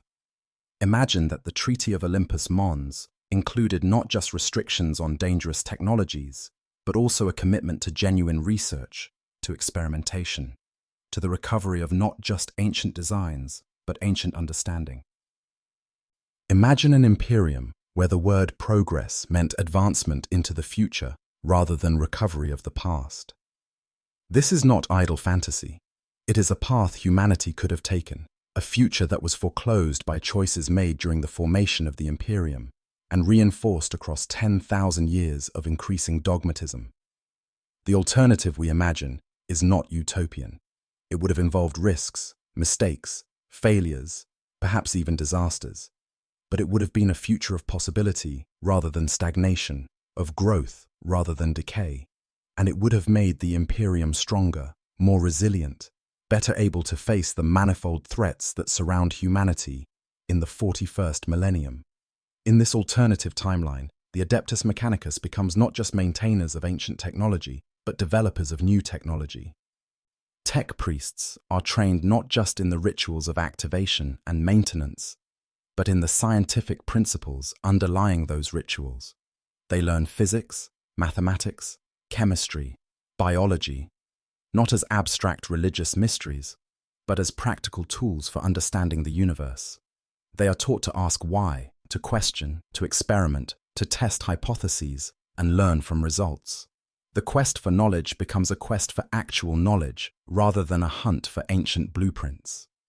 This does not mean abandoning caution regarding artificial intelligence. The cybernetic revolt remains a historical fact, a warning that cannot be ignored. But caution does not require total prohibition.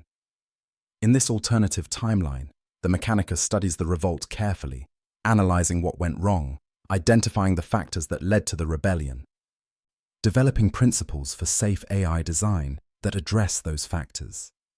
They establish strict protocols for AI development, requiring multiple independent review stages, implementing mandatory safeguards, maintaining human oversight of all autonomous systems.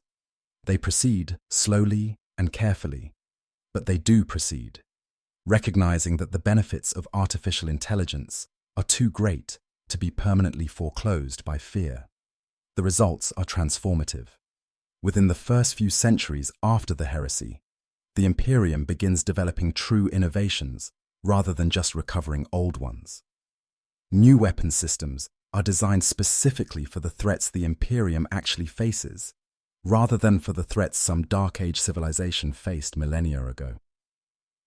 Armor and vehicles are optimized for the environments where they will be deployed, rather than mass-produced to universal standards that suit no particular situation perfectly. Industrial processes are refined and improved, increasing output while reducing resource consumption. Medical science advances, developing treatments for diseases that ravage the Imperium's population.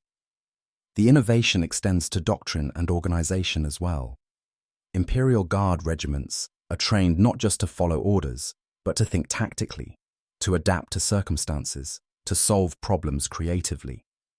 Officers are educated in strategy and logistics, rather than just indoctrinated with tales of past glories. Space Marine chapters are encouraged to develop their own techniques and approaches, rather than rigidly adhering to the Codex Astartes. The entire military structure of the Imperium becomes more flexible, more adaptive, better able to respond to the diverse and evolving threats it faces. But perhaps the most significant change is cultural. In this alternative timeline, technology is not treated as sacred mystery, but as comprehensible reality. Citizens are educated in how things work, not to make them all engineers, but to give them basic understanding of the tools they use. This education transforms the relationship between humans and their technology. Instead of helpless dependence on tech priests for even minor repairs, people can handle routine maintenance themselves. Instead of viewing machine failure as spiritual punishment, they understand it as mechanical breakdown with identifiable causes and solutions. Instead of fearing innovation as heresy, they see it as natural and necessary response to changing circumstances. The economic benefits of this approach compound over time. Equipment lasts longer when properly maintained by people who understand it. Resources are used more efficiently when industrial processes can be optimized. Innovation creates new industries and new employment opportunities. The Imperium's economic base expands rather than contracting, providing the resources needed to field larger armies, build more ships, fortify more worlds. The slow decline reverses. The Imperium begins growing again, not just in territory, but in capability and sophistication. There are setbacks, of course. Some experiments fail. Some innovations prove to be mistakes. There are accidents, disasters, tragedies. At some point, probably multiple points. There are scares regarding artificial intelligence, incidents where AI systems behave unexpectedly or threaten to exceed their control parameters. But these incidents are learning opportunities rather than excuses for total prohibition. The Mechanicus refines their protocols, improves their safeguards, learns from mistakes, and implements changes to prevent their recurrence. The risk of another cybernetic revolt never entirely disappears, but it is managed rather than paralyzing all progress. In this alternative timeline, the Imperium of the 41st millennium is unrecognizable compared to our reality. It is still a harsh, often brutal civilization that is the nature of existence in a galaxy filled with hostile aliens, chaos, corruption, and countless other threats. But it is not stagnant. It is not declining. It has not given up hope of a better future. Technology continues to advance, slowly and carefully, but steadily. Each generation builds on the achievements of the last, rather than struggling to maintain what previous generations accomplished. The trajectory is upward rather than downward. Perhaps most importantly, this alternative Imperium has not lost the essence of what made the dark age of technology humanity's golden age. It has recovered not just the products of that age, but its spirit, its commitment to rational inquiry, its belief that knowledge comes from understanding rather than revelation, its confidence that human ingenuity can solve problems rather than merely cope with them. The Mechanicus in this timeline is not a priesthood jealously guarding mysteries it barely comprehends, but a genuine scientific institution working to expand human knowledge and capability. Compare this to the reality we actually inhabit. Compare an Imperium that innovates and advances to one that stagnates and declines. Compare a civilization that treats technology as comprehensible and improvable to one that treats it as sacred and immutable. Compare a society that empowers its citizens with knowledge to one that keeps them in ignorance and dependence. The difference is not subtle. It is the difference between life and death, between hope and despair, between a future worth fighting for and a slow fade into extinction. The tragedy is that this alternative was not impossible. It required no miracles, no sudden reversal of historical trends, no intervention by some deus ex machina. It required only different choices by the leadership of the early Imperium, a willingness to learn from the past without being paralyzed by it, a commitment to genuine knowledge rather than to power and control. These choices were not made.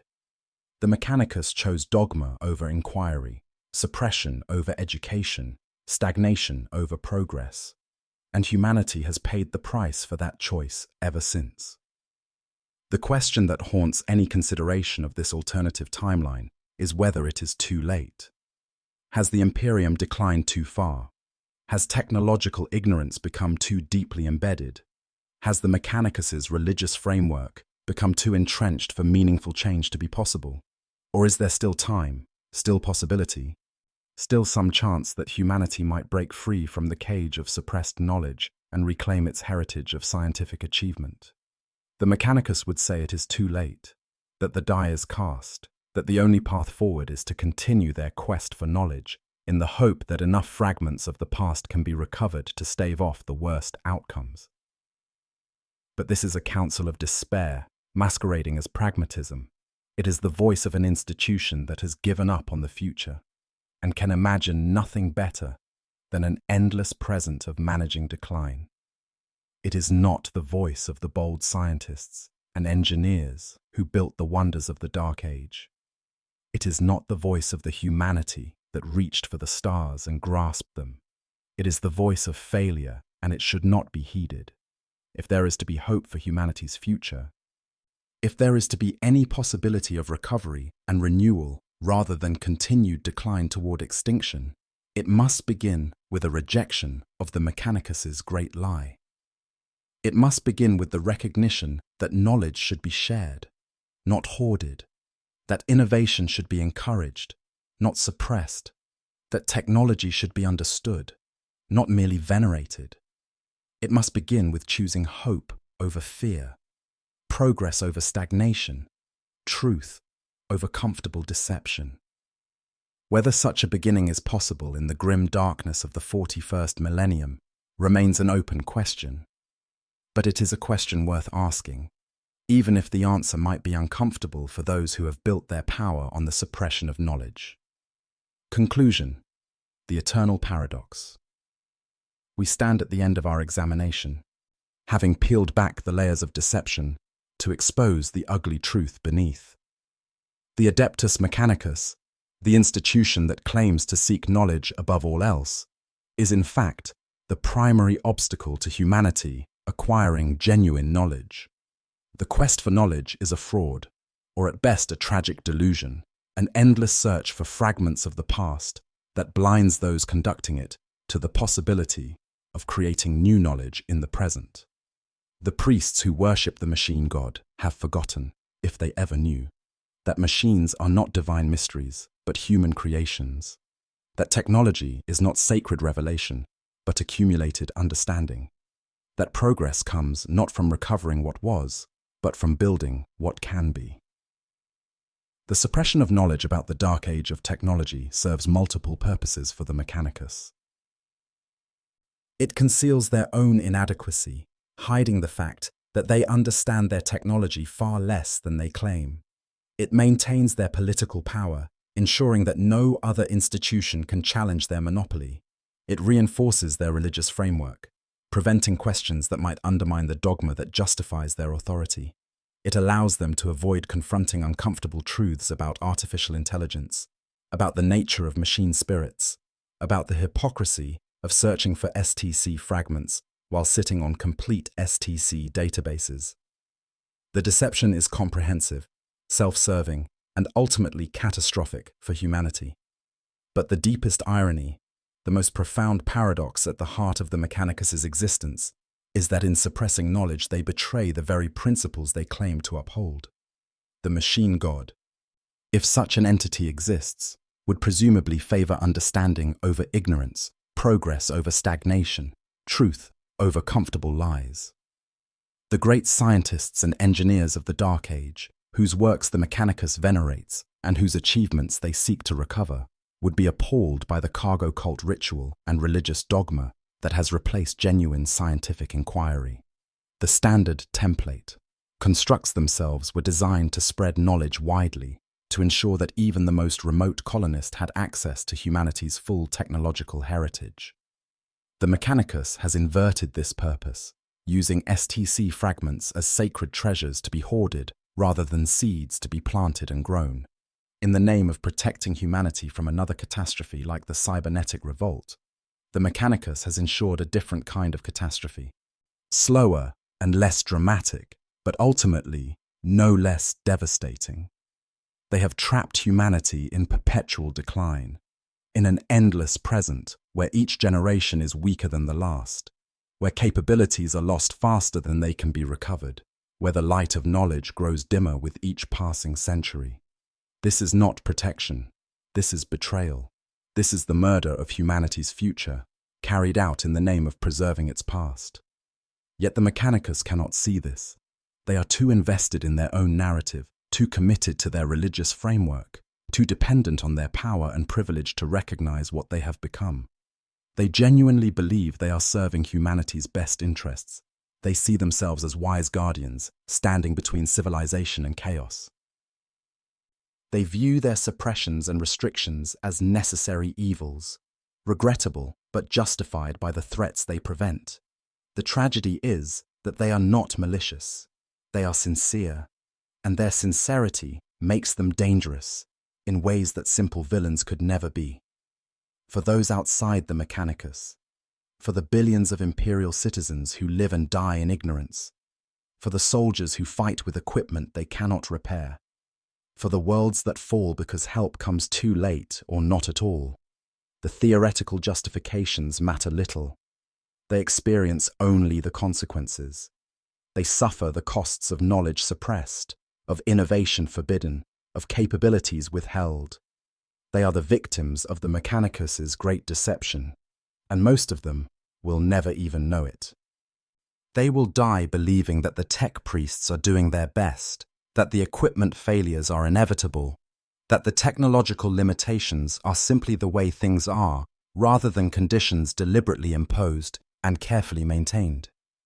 In the grim darkness of the far future, there is only war. This is the Imperium's great motto, its defining characteristic, its excuse for all manner of horrors and atrocities.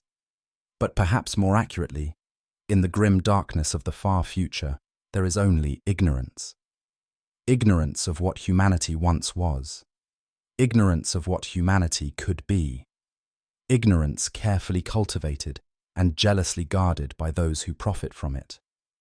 The Adeptus Mechanicus stands at the center of this darkness, not as a light pushing it back, but as a wall ensuring it persists. Not as a beacon of knowledge, but as a vault where knowledge goes to die. The question is whether this must continue. Whether humanity is condemned to this trajectory of managed decline, this slow fade into irrelevance and extinction. Whether the Mechanicus's grip on technological knowledge can be broken, or challenged, or reformed. These are not questions that can be answered definitively. The Imperium is vast, its institutions are ancient and entrenched, and change of the magnitude required seems impossible. But impossibility has never stopped humanity before. We reached for the stars when it was impossible. We survived the cybernetic revolt and the age of strife when survival seemed impossible.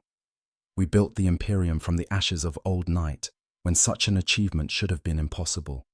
Perhaps it is time to do the impossible again. Perhaps it is time to reclaim our heritage, not as fragments in archives, but as living knowledge, guiding humanity forward. Perhaps it is time to reject the Mechanicus's counsel of fear and embrace, instead, a future of possibility. Perhaps it is time to remember that we are the species that created the men of iron, that built the standard template constructs, that achieved the heights of the dark age of technology. We are not lesser than our ancestors. We are diminished only because we have allowed ourselves to be diminished, because we have accepted the chains that the Mechanicus has placed upon our minds and our civilization.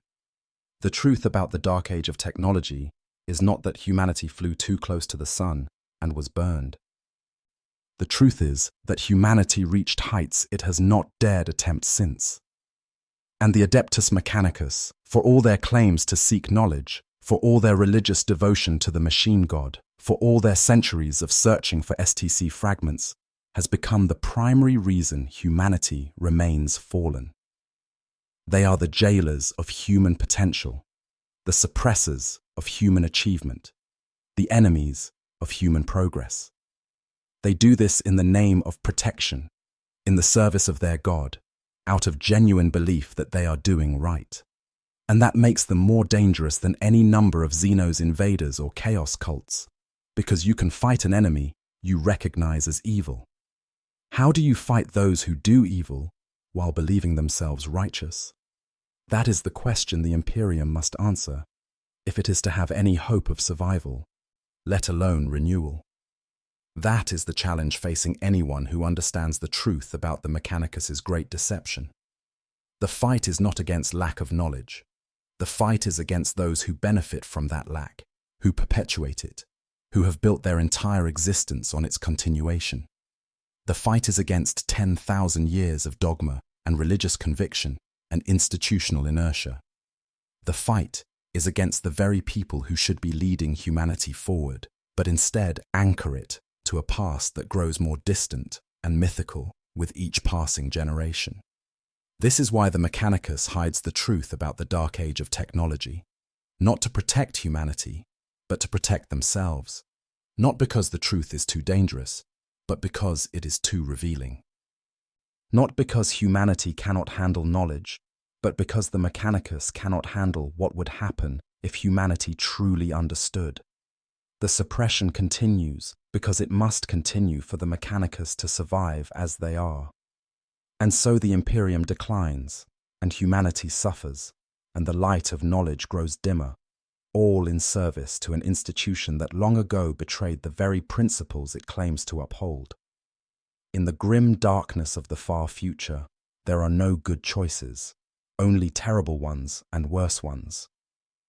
But if humanity is to have any future at all, if there is to be anything more than slow extinction, then the terrible choice must be made.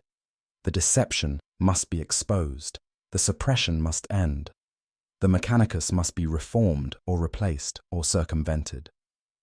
The truth about the Dark Age must be recovered, not just as fragmented blueprints, but as living understanding, and humanity must once again reach for the heights it achieved so long ago, knowing the risks, accepting the dangers, but refusing to accept continued decline as inevitable or acceptable. This is the truth they hide.